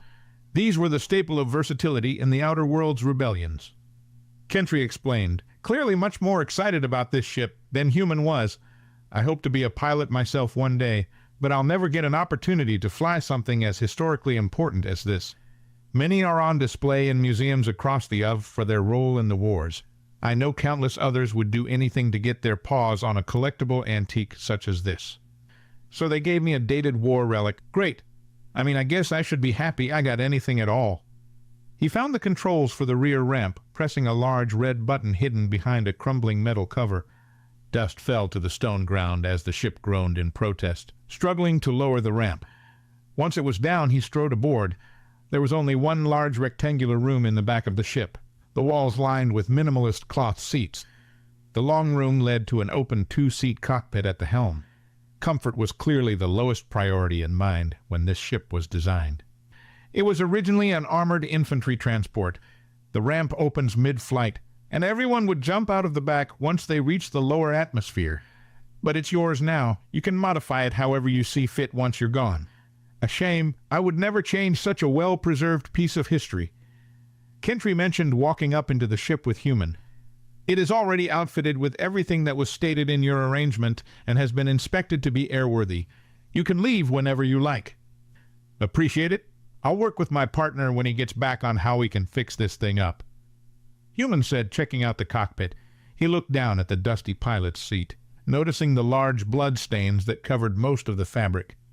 My apologies. We could not get everything cleaned out. The last mission this ship flew was a little less than successful. Kentry explained when he saw that Human was looking at the dried blood. But worry not, everything else has been upgraded to meet current operating standards. Noted. Now that I know where to find it, I'll head back to my room and wait for my friend. When he arrived back at his room, the first thing he noticed was that the guard, who had been passed out, was gone. He let out a sigh of relief as he opened the door and stepped back into the room. Tic-Tac was resting on the table by the bed and did not acknowledge him when he entered. "Oh, welcome back. How did it go?" Human asked. "It was time-consuming. They wished to be very thorough," the black box said. "So what all do you remember? Do you remember our trip here? And no, where we are right now. They let me compile a list of what was removed so as not to worry you." "All right. What did they take?" "All information I acquired from the moment we arrived in this system up until a few hours ago. All the data and events from the facility we were found at, and all that I collected from the human ships before we escaped. Other than personal interactions between our escape and now, I am back to how I was before the reset." "So they got everything we stole from the precursor?" "No. During the meeting, I purposely deleted the files that I deemed most dangerous for them to acquire. They have no information on my creation, the gateway technology, or your magnetic assault suit. Since we are the last ones left, giving them this information would do nothing except only allow them to act against us in the future. They also had the extant implement an inhibitor software that would deny me access to specific systems, along with a notification chip. However, we have no need to meddle with their military systems." Tic-Tac said. "Fine by me. I'm just ready to get out of here. The ship's supposedly good to go. Where to next?" Human asked. "I think, for the first time, that is up for you to decide." Lizra paused. Lizra sat alone in the barracks room assigned to her, her home away from her ship. It was moderately decorated with personal keepsakes and books. A few of her various awards and certificates stood on an antique wooden shelf next to her bed. Her own questioning had concluded a few hours after the last meeting with Human and Commander Alibri. She wasn't given much of an opportunity to speak, and was mainly reprimanded for her actions. She had acted against the recommendation of an extant, and even though she outranked Zate, it was incredibly rare for someone to disregard their opinions. She received a written sanction along with a loss of promotion points, their reasoning being that if Human truly was working for the Corps, the consequences could have been disastrous. They scanned him upon arrival, but weren't able to fully analyze it until after the meetings.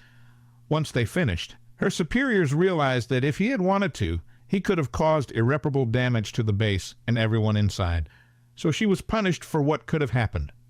Letting out a long sigh, Lizra picked up her interface pad and saw a message telling her to report to Ensign Marketh at once. She donned her garrison uniform and left for the ensign's office, wondering if Human had already departed for some other system. He finally got what he wanted, nobody telling him what to do, and free from any responsibilities. She just wished she had the chance to tell him goodbye before he departed. She opened the door to the office and found Marketh perched atop his desk above her. "I'm sorry things ended up the way they did, Captain. But you have to understand, if things hadn't gone exactly as they did, many lives could have been lost because of your actions. I stand by my decisions. You may not see it the same way that I do, but if it weren't for Zate, then it would have gone over much better," Lizra reasoned. "Perhaps, however, your job as an officer is to make difficult decisions. I see that that is what you did now. There's no denying that we are better off because you refused Zate's suggestion." "Thank you, Ensign. Moving on, there is always work left to do. We are dispatching your team to the Intar system. You will meet up with Ensign Kurth for a follow-on mission." "So soon? We just got back," Lizra complained. "I wish that I could give you a longer leave here. However, things have changed. Knowing that there are more humans still present in the galaxy, and with less benevolent intentions than our recent guest, we have much to do. Upon arrival, Ensign Kurth will fill you in on your task. You are to gather your crew and leave at once. I do not wish to work with Zate going forward. I am requesting that they be reassigned." "Not possible. We are already in short supply of competent extants." "Then I'm recommending her for promotion, effective immediately." "Captain, you cannot recommend them for promotion merely to avoid working with them. This is far too early in their service timeline anyway. I will be denying it. Since everyone seems to think they did an excellent job with my report, I'd say they've earned it. I will still be putting in the paperwork. Very well, even if it goes through against my recommendation. They will still accompany you on this mission. You are dismissed, Captain." Marketh waved his paw to dismiss her and went back to his work. Lizra left the room and contacted Argal, informing him that he was needed as soon as possible. She gathered a few items from her room and made her way out to the spaceport to prepare for departure. Human Pav. "Systems seem good. Thanks for getting that manual on how to operate this thing." Human was sitting in the cockpit of his newly acquired ship, starting it up for the first time. "Have you inspected the trigger parameters for that self-destruct device?" "Indeed, no hidden or remote triggers. I can safely say that it won't just detonate when we leave the system." "Any chance we can get it deactivated once we're out of here?" Human asked, as the engines started up, the ancient striker trembling all around them. Tic-Tac was placed in the co-pilot's seat, various wires sprouting out of him and into the ship's out-of-place modernized controls. "Not without tearing the cockpit apart and reconstructing it. It should not be an issue." "We'll just have to live with it. Ready to get going?" Human asked excitedly. "Where to, Captain?" Tic-Tac asked, assigning Human the title. "Don't start with that," Human grinned. "Set us out for the nearest developed system. This thing could use some upgrades. I've already started drafting up improvements to the slip drive to increase its speed exponentially. I may be restricted from their military systems, but the public networks still have nearly limitless amounts of information. As unwelcoming as our hosts were, they had the decency to provide us with enough of their currency to be self-sufficient for some time. Things just keep getting better and better for us then," Human stated as the ancient striker lifted itself off the ground. Its old engines roared louder than anything else in the spaceport, drawing the gaze of everyone on the ground as they lifted off and into the sky. The blocky transport shook and rattled as they attempted to break free of Aelerus's gravity, sounding like it would break apart at any second. Once they were out and among the stars, the ship's protests died down and the combustion engines cut off, their speed remaining constant as they slowly traversed the void. "Inputting coordinates. Prepare for slip space activation," Tic-Tac warned. A second later, Human was forced against the back of his seat at the sudden increase in acceleration, the dampeners unable to completely negate the shift in inertia. "So, how long until we arrive?" 3 days. I'm bringing us to a planet called Intar, a mixed-species colony world. They have massive industrial centers, so we should be able to acquire hardware at a low cost. We also need to stock up on entangled network particles when we arrive. Should I put you under for the journey?" "Yay, go ahead. Wake me if there's any problems." Human instructed, and then like a switch being pressed, he was asleep. Human never dreamt when Tic-Tac forced him to sleep. It was like blinking once, and then you were awake. But there was the knowledge that time had passed. He opened his eyes and looked out of the cockpit. A large red planet, the red landmasses broken apart by long yellow streaks that spiderwebbed across its surface, branching out in all directions. Along the streaks were the marks of civilization, but ended a short distance from their edges. Thin cities followed along the river's contours and lined the entire canyon network. "Welcome back to the world of the waking. I've gone ahead and taken the liberty to contact a mechanic on the planet's surface. We'll be reaching the atmosphere momentarily. I'm bringing us in on a shallow vector to burn less fuel. Brace yourself." They burned through the atmosphere and came down along the edges of the widest river. The urbanization on either bank only stretched for a couple miles out from the water's edge and gave way to a thick red jungle, with trees stretching into the sky, higher than any of the skyscrapers that dotted the cities. Once they were landed in a sparse shipyard, the duo descended from the exit ramp to see a tall, slender creature waving at them from across the yard.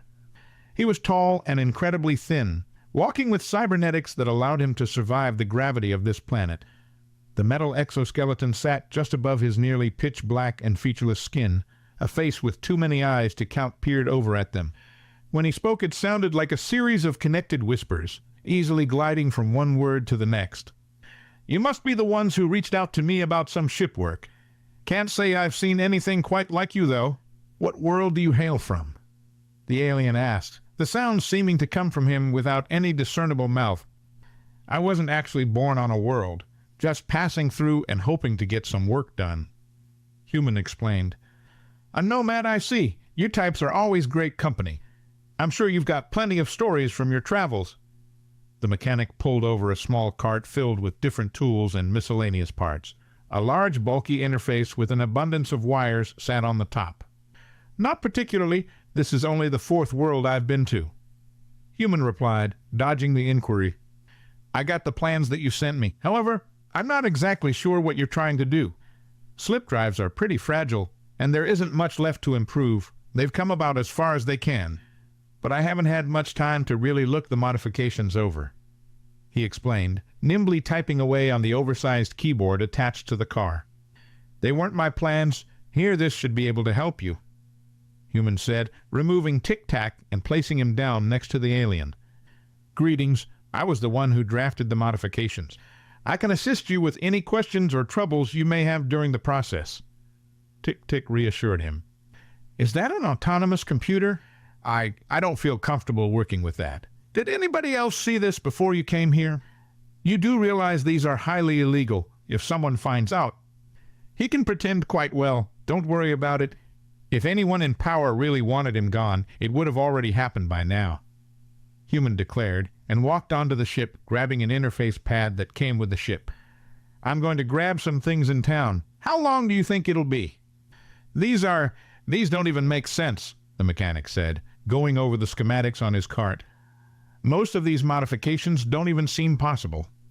Theoretically, they are. However, this may be the first time they will be implemented in an actual unit.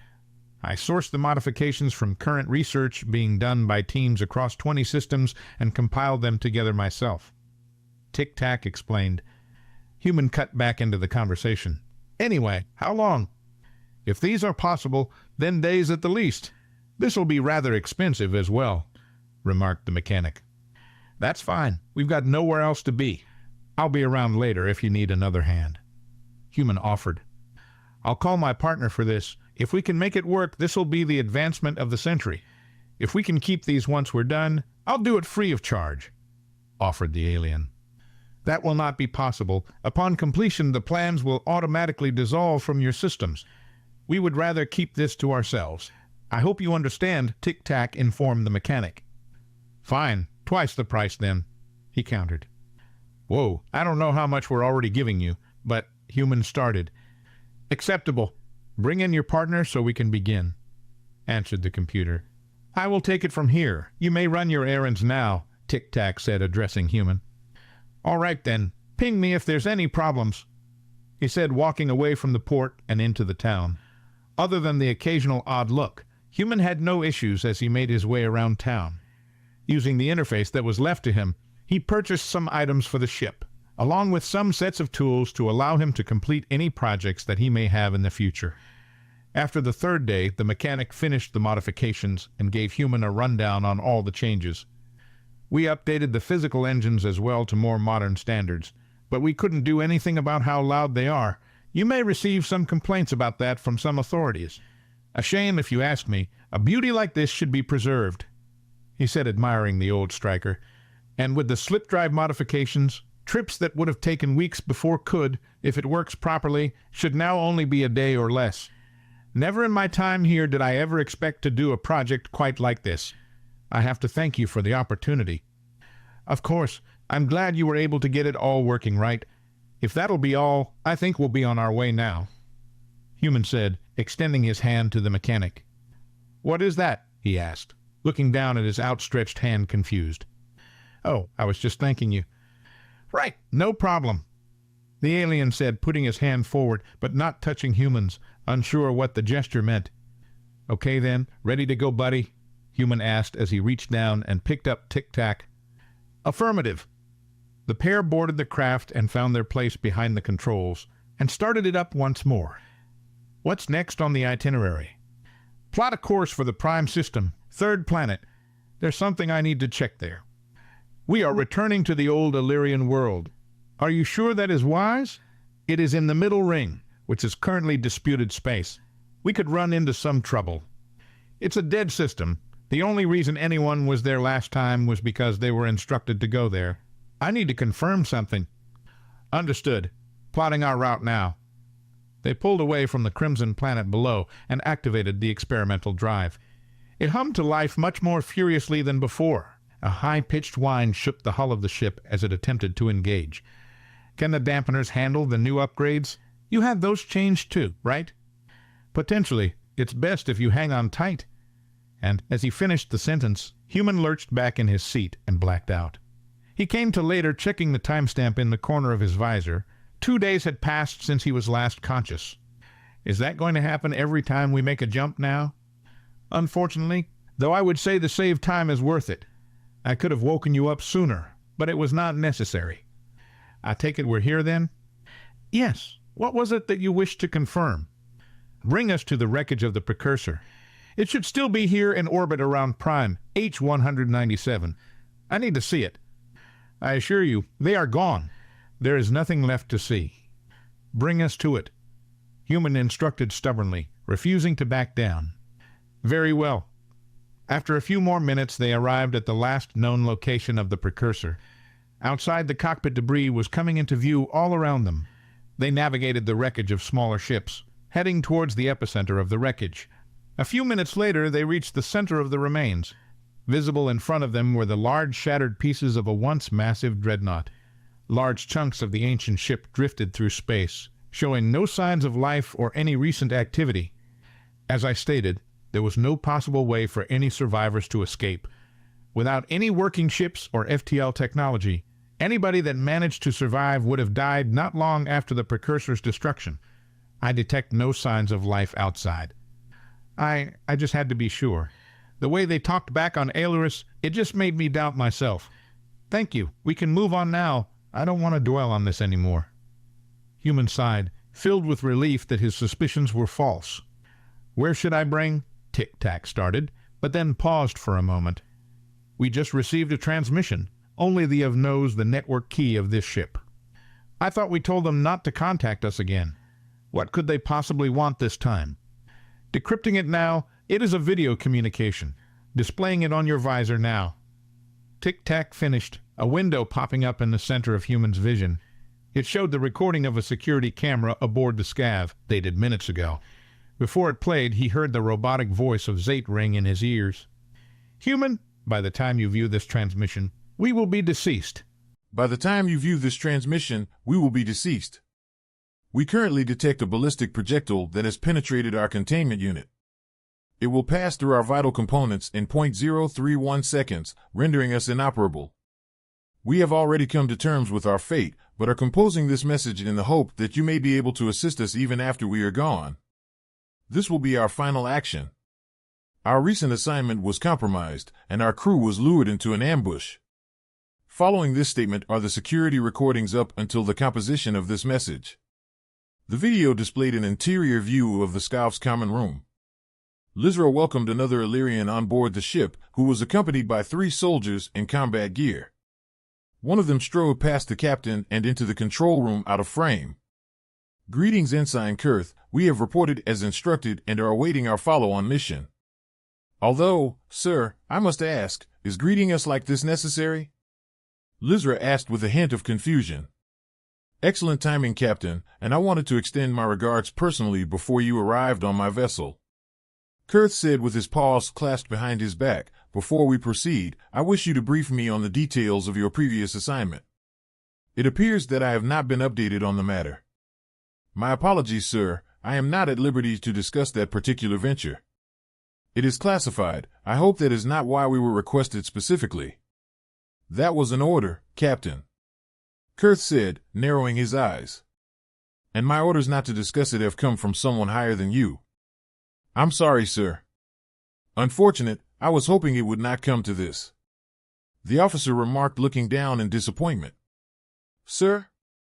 Lizra said, stepping back cautiously. Take the shot prior. The ensign ordered, and the recording froze, followed by the return of Zade's voice. We were misled by Ensign Kurth, and I do not know the current status of my crewmates. The last recorded moment you just witnessed took place seconds before you should receive this message. It is our fault that these events transpired.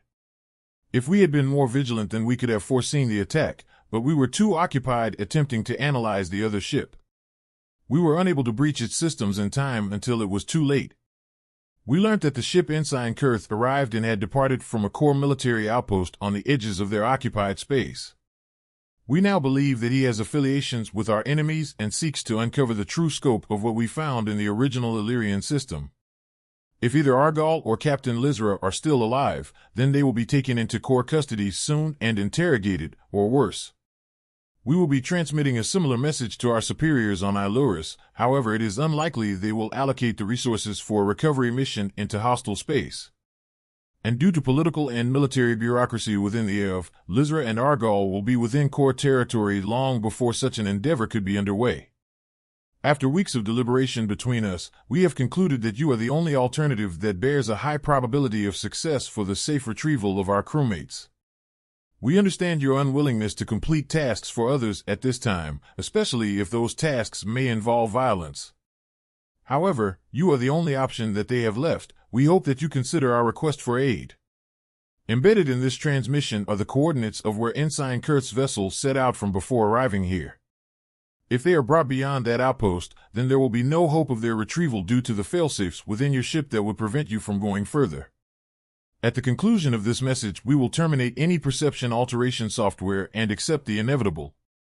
We apologize for the methods we used to handle our previous assignment regarding you, and any strain it may have caused for you and your partner. If you accept our request and ensure the safe return of our friends, then you may prove that our initial conclusions about you may have been wrong. Zate paused as if the word itself was unfamiliar. Extant Unit Z8 of the Scifi signing off. Plot a course for those coordinates. Human said without hesitating. I do not suppose there is anything I can say that would convince you that this situation does not involve us. No, now do it. Human ordered. The feelings that he had tried to suppress up until now started to surface in his words. We do not owe them. Tic-tac started but was cut off. They saved us, we saved them. Then we're even and we'll be on our way. Now let's go. It would be reckless of us to charge in without a weapon at this time. We need a plan.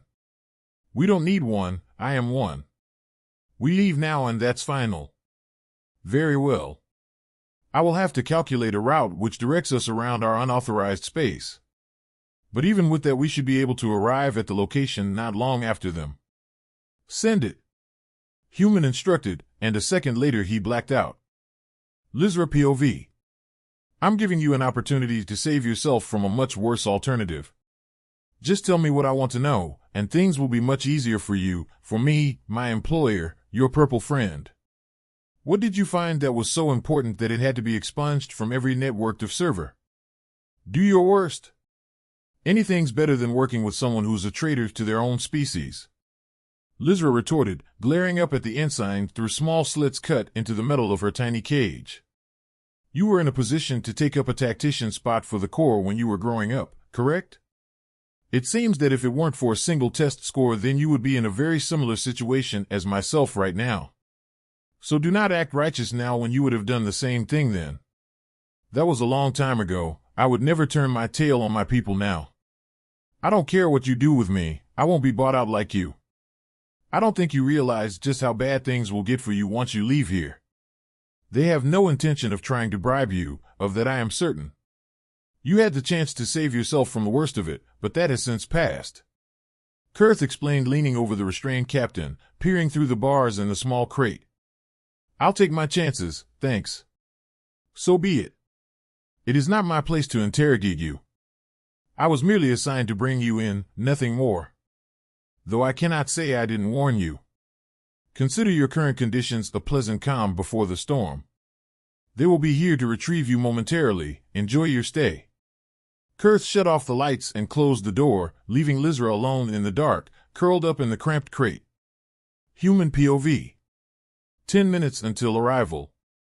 We need to prepare. Tic-tac declared as Human opened his eyes and sat up in the chair. A small timer blinked at the top of his vision, showing the time until arrival. How long was I out? Human asked groggily. 6 hours. Thankfully, after a jump, I am able to wake you whenever necessary, but it was not needed until now. Good to know. Do you know what this outpost looks like? Building layout, Troop estimates, defense capabilities. Negative, we are going in blind. Just like the old days, nothing new to me there. When we leave the slip, if I black out again, wake me as soon as you can.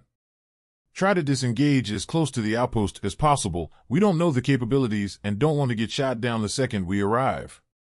Noted, I'll lower the ramp the second we exit and have the rear of the ship oriented towards the facility. Are you confident in making a jump between the two while moving? Not a problem. Human said, looking down and checking off the last bits of gear that was still left on his armor.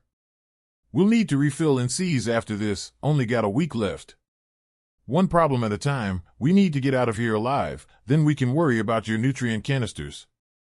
I'll attempt to maneuver the ship out of the area with a short-range jump and return it when we are ready to depart. I will be splitting a portion of myself off to stay with the ship. He'll be needed to operate it while we're gone. Sure that's a good idea? Not good to split yourself up, bad habit to start again. I will be fine, I'm conducting a 90-10 split. Say hello to Tick 2. The ship's computer console shifted from blue to green before speaking aloud. Greetings, crew. Tick 2 operational, requesting full ship control. Granted, so we jump down, I find a door, then what? Human asked, leaning back in the pilot's chair. Their networks will likely be contained, so once aboard we will need to find a physical interface in order for me to gain access. Tic-Tac explained as the countdown in Human's visor steadily dropped. The duo spent the next few minutes conducting their final prep in silence as the timer reached 30 seconds. Ready for slip drop. Tic-Tac notified. Human swiveled the chair around, leaning into their momentum, hoping to resist the effects of their quick exit, but to no avail. A second later he felt his body spike with adrenaline as he opened his eyes and jumped from the seat, running to the back of the aged striker. The ramp finished lowering just in time for him to launch himself out the back and towards the outpost outside. Tic-Tac's positioning had been impeccable, only a couple hundred meters from the facility. Outside he saw a roughly spherical compound, floating untethered among the stars. The inky blackness all around confirmed there were no objects nearby for the base to orbit. The outpost sported 3 ports, only one in use, which connected a large modern cruiser roughly half the size of the station itself. Behind him, his ship quickly blinked back out of existence just as soon as it had come in, the entire ordeal taking less than a few seconds. After a few moments more of floating through the vacuum of space, he felt gravity take over and pull himself down onto the outpost. He rolled as he made contact with the round metal station, crouching down and scanning for an entryway. 30 meters, 10 o'clock, potential airlock, highlighting it now. Tic-Tac said as a small orange blip appeared in that direction. Human bounded towards it, the lower gravity allowing him to reach it in only a few bounds. Once he reached his destination, he inspected the door for controls, soon finding a manual release lever. He made his way down the hallway to the opposite door and looked for another release, finding none. Giving up on his search, he reached down, digging his fingers into the metal, and forced it open. A strong gust of air rushed past, equalizing the pressure of the hallway behind him. Excellent work, no alarms yet. However, they will have noticed a drop in air pressure in this area. We need to get moving.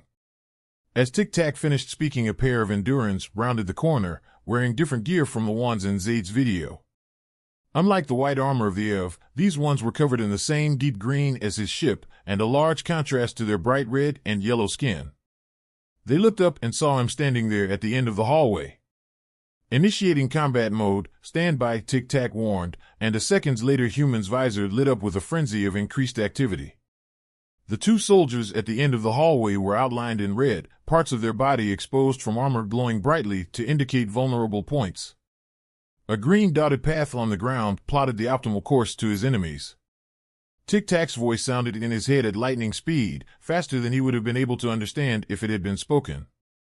Each instruction from the computer lasting less than a second in real time. CQB preset selected. CSR-5 rifle, ballistic, ineffective. Enduring combatants, highlighting weak points, prioritize left. Oh shit, oh fuck, they said in unison as one of them quickly raised its rifle while the other quickly tried pulling an interface pad off of its chest harness. Human sprinted down the hallway towards them, covering the span of 10 meters in under a second. Before the first could get his rifle up, Human had it in one of his hands, shattering the barrel of the weapon. He grabbed one of the Enduran's wrists, target carpal joint, removed compatibilities, and twisted it, hearing the snap of bones and tearing of cartilage that followed. He pulled against the arm and turned, forcing the soldier against the side of the hallway. He brought up his other hand against the back of the Enduran's head and smashed it into the paneled wall. One immobilized, one remaining. Sidearm CSS-2 ballistic, ineffective. The second soldier reacted by dropping the pad and drawing a sidearm, hoping to be able to act in time. Human yanked the unconscious soldier from the wall, positioning him between himself and the other attacker. A few shots rang out, impacting the soldier's armor before Human threw him at the shooter. The pair tumbled to the ground as an alarm started to sound, the lights within the facility fluctuating between red and white. Human strode over to the conscious one and reached down, taking its face in hand and smashed it back down onto the floor. He picked up the interface pad as he stepped over the bodies, pulling a small cable off of Tic Tac's pack. See if this has anything useful. Analyzing. Caution 3 approaching, 12 o'clock, left intersection, 15 meters. Human heard the footsteps and heavy breathing coming from the left. He ran forward and dropped down sliding as the trio rounded the corner. Two Brunts and an Enduran jumped in surprise as he skidded up to them, too close to properly maneuver their weapons. Weak point tibio-talar joint, hinder mobility. Human locked his eyes on the glowing red ankles of the one nearest to him. He reached out and crushed the bones between his fingers and pivoted his body to kick the next one's ankles. His shin made contact with the creature and soft flesh gave way to solid metal as the soldier fell to the ground with a pained wail. The fallen Brunt lurched at his leg, its toothy maw open to bite down on his calf. He stood up, pulling the leg out from underneath the Brunt whose ankle he still held, sending him tumbling to the ground as well. The Brunt snapped its jaws around Human's leg and cried in pain as its teeth were shattered against the metal armor. He stomped down on its neck with one boot, and the creature's body fell limp, paralyzed. The uninjured Enduran lunged at him, attempting to shoulder charge him to the ground. With the full force of his hulking body behind the attack, he managed to knock Human back a step. Strike to the cranium, stun the occipital cortex, momentary blindness. Human reached up and grabbed the Enduran's shoulders and smashed his helmet against the alien's forehead. The crunch of bone was much louder than Human was expecting. When he pulled his head back, half of the Enduran's face was caved in, nearly unrecognizable. The body fell backwards onto the ground lifeless, blood pooling onto the pristine white floor. Unlike the last time, there was no chemical reward for taking a life. The expected rush of euphoria and dopamine that his implant would inject never came. All that came was the fading sound of a beating heart and his own pulse beating in his head. One eliminated, two critical. Further action required to eliminate. Human looked back at the least injured Brunt attempting to crawl away from him. He dismissed the creature and reached down to pick up one of the discarded rifles, checking the weapon in his hands. CSR-5 rifle, 55 round capacity, highlighting functions. Small instructions prompted above the various mechanisms of the weapon instructing him how to use it. He turned back and continued down the hallway. The small green dotted line materialized in his vision to guide him through the facility. Interface scan complete. Command room, second left, 30 meters, double doors, reinforced. He reached the doors in question and kicked them open, leveling the rifle at the room. 7 heartbeats detected, highlighting targets. 3 Brunts to his left yelped in surprise as he turned to face them. Avoiding armor, brachial artery exposed, 30-second bleed out. Human placed a pair of shots in the first one just on the outside of its frontal armor plates before moving to the next, shooting twice more. The last scrambled behind a bulky interface desk as the first 2 fell to the ground. 2 o'clock, 2 Endurance, CPR-1 rifles, lethal to undersuit, prioritized immediately, overriding. Human felt his suit tighten and turn him quickly in the direction of the threat before he could react on his own. The 2 had nearly responded in time before he put shots at the glowing red portions of their body. One of them managed to get a round off before being hit, the plasma shot impacting Human's front armor plate. The shooter fell back, succumbing to his wounds before he could get another volley. Single heartbeat, front right corner, 7 meters. Human saw a red dot materialize on the other side of the wall in the corner he couldn't see yet. He breached into the room and fired at the corner as he cleared the door. A small brunt was situated against the wall waiting for him to enter. The first shot impacted its armor plates, but the second pierced one of its eyes. He turned back left, towards the enemy that had ducked behind the desk, and quickly worked along the edge of the room towards an angle providing visibility. Human glanced down at the projected number floating next to the magazine, ensuring he had enough rounds left in the rifle. The soldier peeked out and fired before Human had fully pied the corner. He dropped to the ground firing as the kinetic rounds impacted one of the gaps in his armor. They were repelled by his undersuit, the power percentage lowering by 1% in the corner of his visor. He returned fire from the floor and quickly dispatched the last remaining brunt. 6 eliminated, 1 remaining. Human stalked into the center of the room, scanning it for the final target.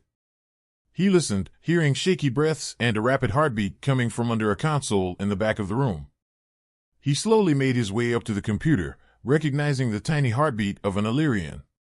"Step out, now," Human instructed. The small form of Ensign Kurth emerged from behind the console with his paws in the air, tail twitching with fear. I don't understand the meaning of this, what? Where are they?" he asked coldly, rifle leveled at the small creature. Why are you doing this?" "We did," Kurth tried to ask but was cut off. "Lizra, Argal, tell me where they are." "Please, Jay, just calm down and we can discuss." "Where are they?" he yelled, dropping the rifle and grabbing the small creature, pinning him to console. He felt its fragile body tense in his grip, a familiar feeling, and he had to resist the urge to crush the Illyrian then and there. Combatant, behind, 10 meters, closing, ovary, before Tic-Tac could finish his warning, Human felt someone grab him under his shoulders. He was pulled back and thrown towards the front of the room, crashing into one of the interface consoles as he fell. Before he could pick himself up off the ground, he froze in place as the new attacker spoke in a familiar language. "Well, I'll be damned. Been a long time, Drill. You're supposed to be dead." "Well, I'll be damned. Been a long time, Drill. You're supposed to be dead." Human slowly pulled himself to his feet and forced himself to look at the source of the voice, already knowing what he was going to see.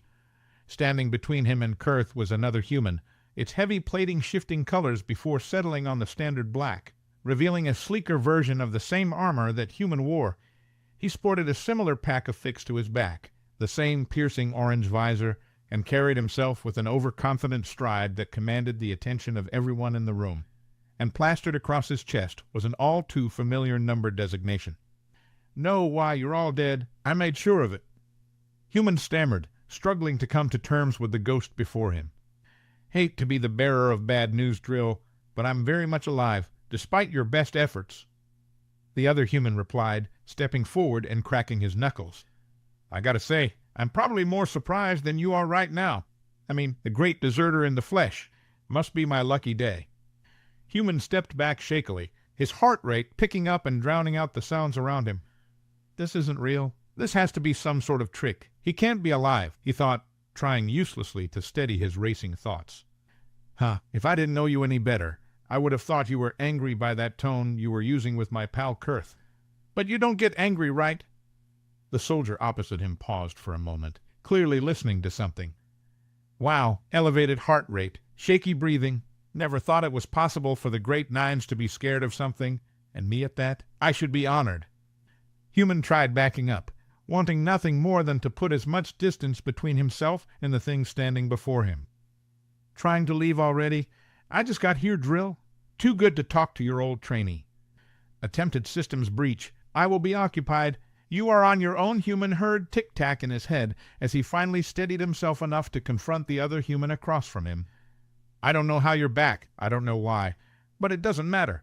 I'm not letting you walk out of here alive. I'll finish what I started all those years ago." As he spoke, he took a combat stance, squaring up against his former trainee. "Guess it's about time we got down to it. Shame I didn't bring a weapon for this, but we both know having one wouldn't do either of us any good. Let's see if you've still got it in ya, Drill." Once he uttered the last word, without any further warning, he rushed forward. Before Human could step back, the soldier was on top of him, grabbing him under one arm and spinning him over the top of his shoulder, slamming him into the ground.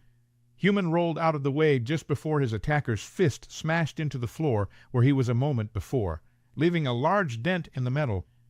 "Slow, I expected you to be faster." Human came out of the roll into a crouch and lunged up towards his target. The soldier spun to the side, and using Human's own momentum shoved him into another console at the edge of the room. "Sloppy, I thought you were one of the best. The legendary WS-909 is 1,000 years finally starting to catch up to ye." Human picked himself back up, positioning the console between the two of them. "You never earned the right to call me that." He got out between shaky breaths, looking down at one of the dead brunts on the ground next to him. He quickly ducked down, pulling a steel blade from the combat harness on the body, and sidestepped just in time to avoid being pinned to the wall by another attack. He leaped forward before the other human could recover, and shoved him against the wall, driving the blade towards his visor. The other reached up, slowing the attack as Human gripped the knife in both hands, attempting to drive it further. He grunted from exertion, fighting against the other human's strength before he felt a boot to the knee, breaking his stance. Seizing the moment, the soldier grabbed the blade and shattered it in his fist. Human smashed his forehead against the enemy's visor, causing a crack to spiderweb across its surface. Before he could land another blow, he felt a knee impact his stomach, and the soldier broke the grapple, shoving him back over the desk. "Not bad. You haven't—" Human didn't give him time to finish the sentence. Grabbing a piece of broken glass from one of the smashed interfaces, he launched the glass at him with incredible precision. The jagged piece impaled itself in the small gap between the metal plates on the other human's chest and shoulder. Bright red blood flowed from the wound as the two caught their breath, staring one another down. Haven't lost it," the other human said between ragged breaths. "But it'll take a little more than some broken glass to slow me down drill." He reached up and pulled the shard out. The blood trickled down for a second longer before stopping completely. "Yay, gonna take a lot more than that. Where were we?" Human scrambled backwards, scanning the room for anything he could use as a weapon. Before he could pinpoint anything, the other human vaulted the console, attempting a quick kick. Human leaned back just in time, grabbing the outstretched leg and flung the human to his left, into the desk that Kurth was cowering in. Kurth tried to scurry out from underneath the piece of ruining furniture, attempting to flee to safety.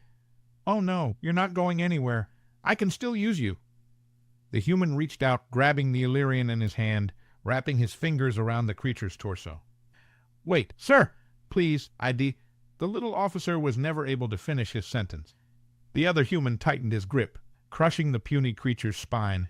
He proceeded to easily tear one of the legs off of the deceased officer's body, reaching into the creature's carcass and rending the largest bone free. He snapped the end of it off without any effort, now wielding a crudely made dagger from the Illyrian's femur. Whining all the way till the end. Typical anomaly.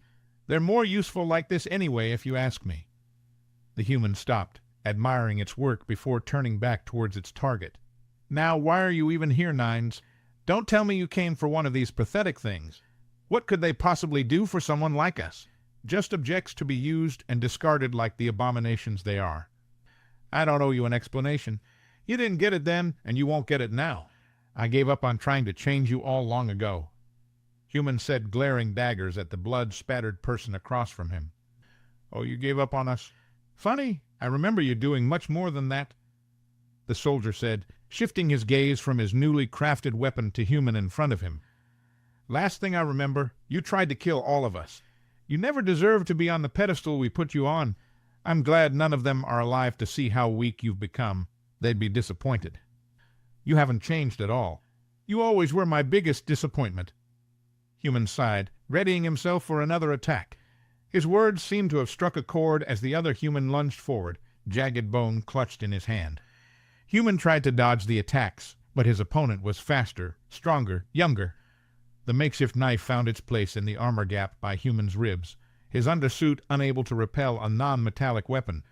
It was quickly followed up by another attack as Human stumbled backwards. He reached up trying to block with his hand, catching the sharp bone in the center of his palm. With his other hand he tried to wrench it free from the soldier's grip. Human tripped on one of the bodies behind him, falling onto his back, the blade freeing itself from his flesh. The attacker didn't relent, thrusting the bone downwards, once more piercing the soft space in Human's shoulder, forcing the blade deeper until it was barely visible. "We idolized you, worshipped you, wanted to be just like you," the other human yelled, standing up, planting his heavy boot on Human's neck, pinning him to the ground. "Were you always just setting us up to die, leading us on like animals to the slaughter?" he howled, forcing his weight down, trying to crush Human's neck. "Were you planning that shit from day one? We clawed ourselves into existence. We endured the trials, earned the right to live, just for you to tear it all away. I'll make you suffer for all the lives you took, but unlike them, it won't be quick and easy. You'll feel all their pain for them." Human struggled to catch his breath, feeling the tension in his undersuit giving out, the power percentage reading in his visor dropping by the second. "For Mags, for Sev, for 8, all of them. When I'm done here, you'll wish you stayed dead. We thought you actually cared about us. Was it all just an act?" "Tic-Tac, I need you now. Please," Human thought, begging for any sort of assistance indisposed. "Endure. I did care. I really did. I tried to teach you all better, to teach you how to feel." Human got out between choked gasps, reaching up to try to force the weight off of him. "Oh, that it was? How to feel. Look where that got you." The boot eased up, only to be stomped back down even harder. "You were always weak, always different. The weak only deserve death in this world. You earn the right to live through suffering, through struggle, and I've more than earned my life by now. Your story ends here, drill." Counterattack complete. Overriding mass tension, administering combatant 3. Standby Tic-Tac's voice sounded in Human's head as his vision was starting to fade. He felt his body surge with energy as he was injected with a cocktail of various chemicals. His hands tensed around the boot, holding him down. Metal groaned for a second before shattering completely. Hands no longer his clenched tight, crushing metal, then tissue, then bone. The Human yelled in pain as his foot was completely and utterly shattered. Human threw his old trainee backwards, standing up and catching his breath. "That's where you're wrong. My story's just begun. I didn't escape that hell just for it to end there, and it's certainly not going to end to the likes of you." Human stepped forward with a newfound fury, artificial adrenaline coursing through his veins, his anger fixated on the only thing in front of him. He stopped, listening for a moment. Elevated heart rate, shaky breathing. "Seems like you're the one who's scared now." The Human scrambled back, trying to pull himself to his feet, but collapsing back to the ground with each futile attempt. Human strode forward, tearing the Illyrian femur from his shoulder, closing the distance between them. "You're going to die, and I'm going to rid the galaxy of our kind once and for all. Then the universe will finally be a better fucking place." Human grabbed the soldier's neck, holding him in place as he brought the bone down, forcing it through the glimmering visor. His own face stared back at him in the reflection. The soldier brought his hands up in a futile attempt to block the attack, but was too late. The shard broke through the glass, blood spurting out through the small hole in the center of the mask. Human squeezed his old trainee's neck, the sound of bones snapping underneath the flexible undersuit. He stepped back, looking down at the mirror image of himself bleeding out on the ground before him. It shuddered as it struggled for air, the time between each breath growing longer with every passing second. "It's done. Deactivate combat protocols. Tic-Tac. Let's get what we came here for." Human sighed, turning back towards the main door. Behind him he heard a sharp inhale as the corpse caught its breath. "Leaving without finishing the job once again? Don't make that mistake twice, drill." The Human said between fits of coughing up blood, "I may be the first, but I won't be the last. They know you're alive now. They can send all of you they want. They'll need more than just my old students to put me down." He chuckled, spitting out more blood. "They'll only send one. Like I said, I'm not worried." "You're a dead man walking, and you don't even know a drill," the Human whispered, barely able to get the words out now. "He's alive, you know, and once he finds out you are too," the soldier let out one final laugh. "He's been waiting to be useful again." "WH, who are you talking about?" A tinge of fear evident in Human's voice as he posed the question. He turned around to look at the dying soldier one last time. 0. 1,047 years ago. "You want to do it this time, Nines?" "Nah, I had all the fun last mission. I'll let you handle it this go-around. I'll see what I can get out of that one in the meantime." Nines said, pointing to the only fully grown anomaly in the room. "Understood. Get what we came here for. Keep it short. Zero replied sternly as he strode forward to the small group of anomalies that were cowering in the center of the room. He looked over the huddle of trembling creatures with disgust. The last group of survivors in the facility had locked themselves within a bomb shelter, cornering themselves without even realizing it. Nines looked down at the anomaly he pointed out. It was trying to soothe the small ones that were crying, and wrapped its tail around them to give them a semblance of security. How many versions of Prime you think these things ended up as the dominant species? Strange question.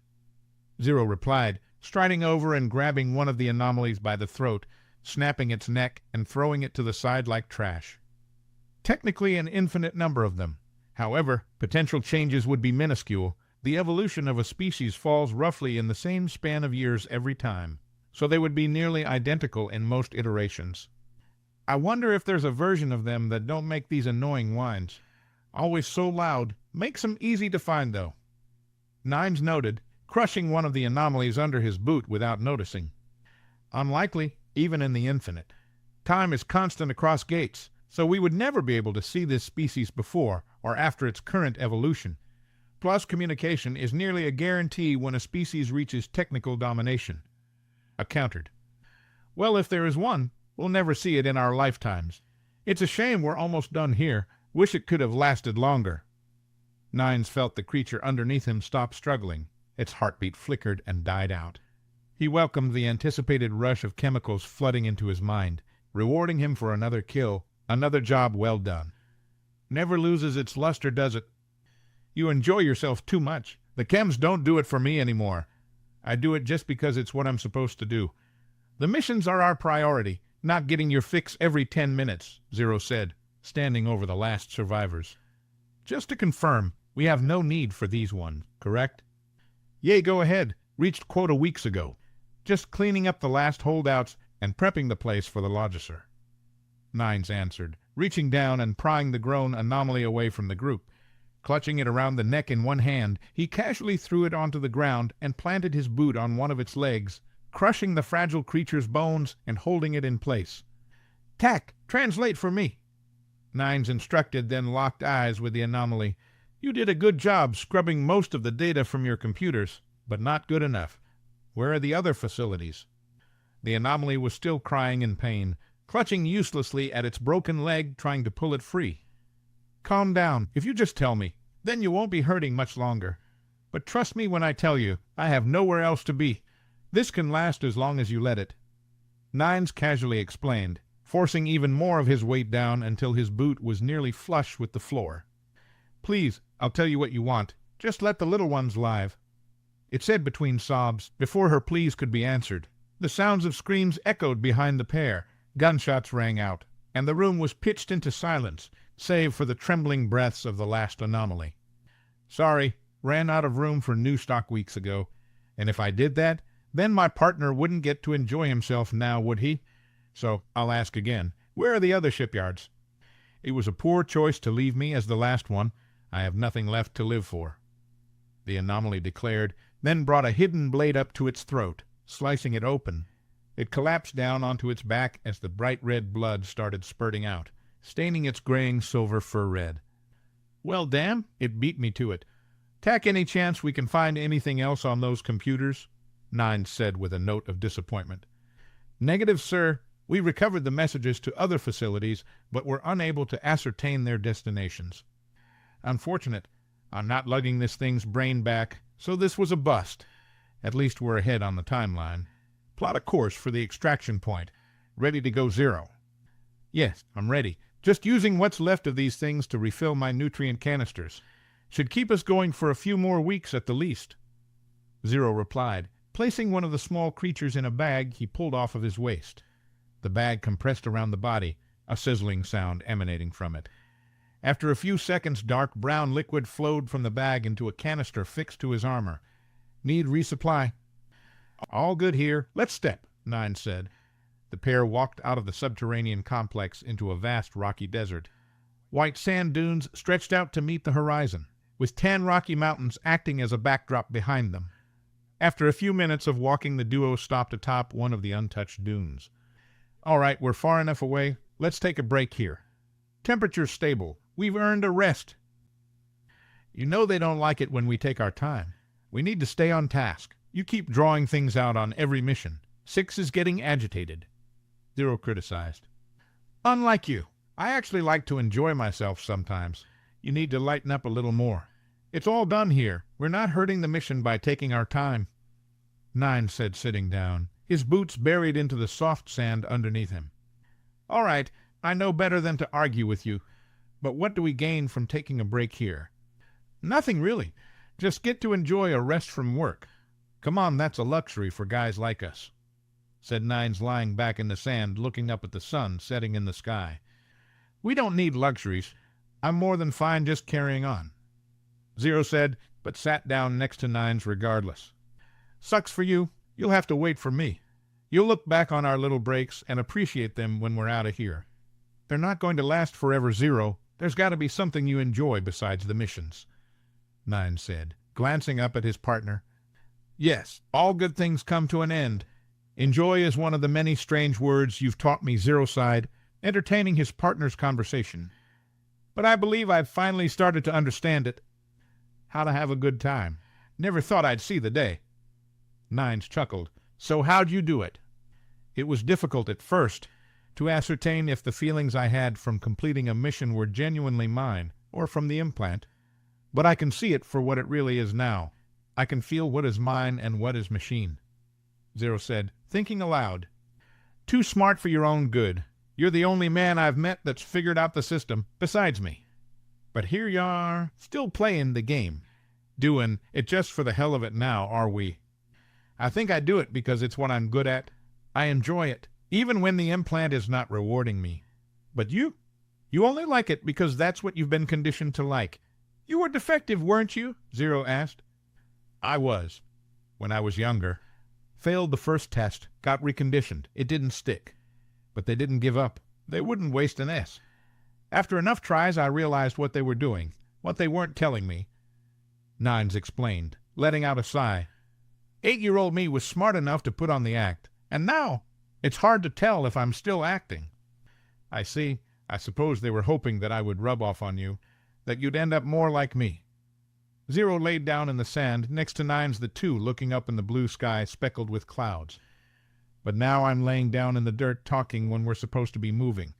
Seems you ended up rubbing off on me instead, the soldier laughed, the sound coming across as foreign and awkward, as if he had never done it before.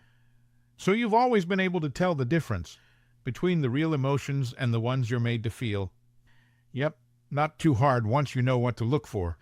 But I'm not as strong as you. Can't just ignore the fake ones like you do. Suppose that's why I keep going. 0's tack interrupted their conversation. Gentlemen, it has been a few minutes, so your SLS halt should be complete by now.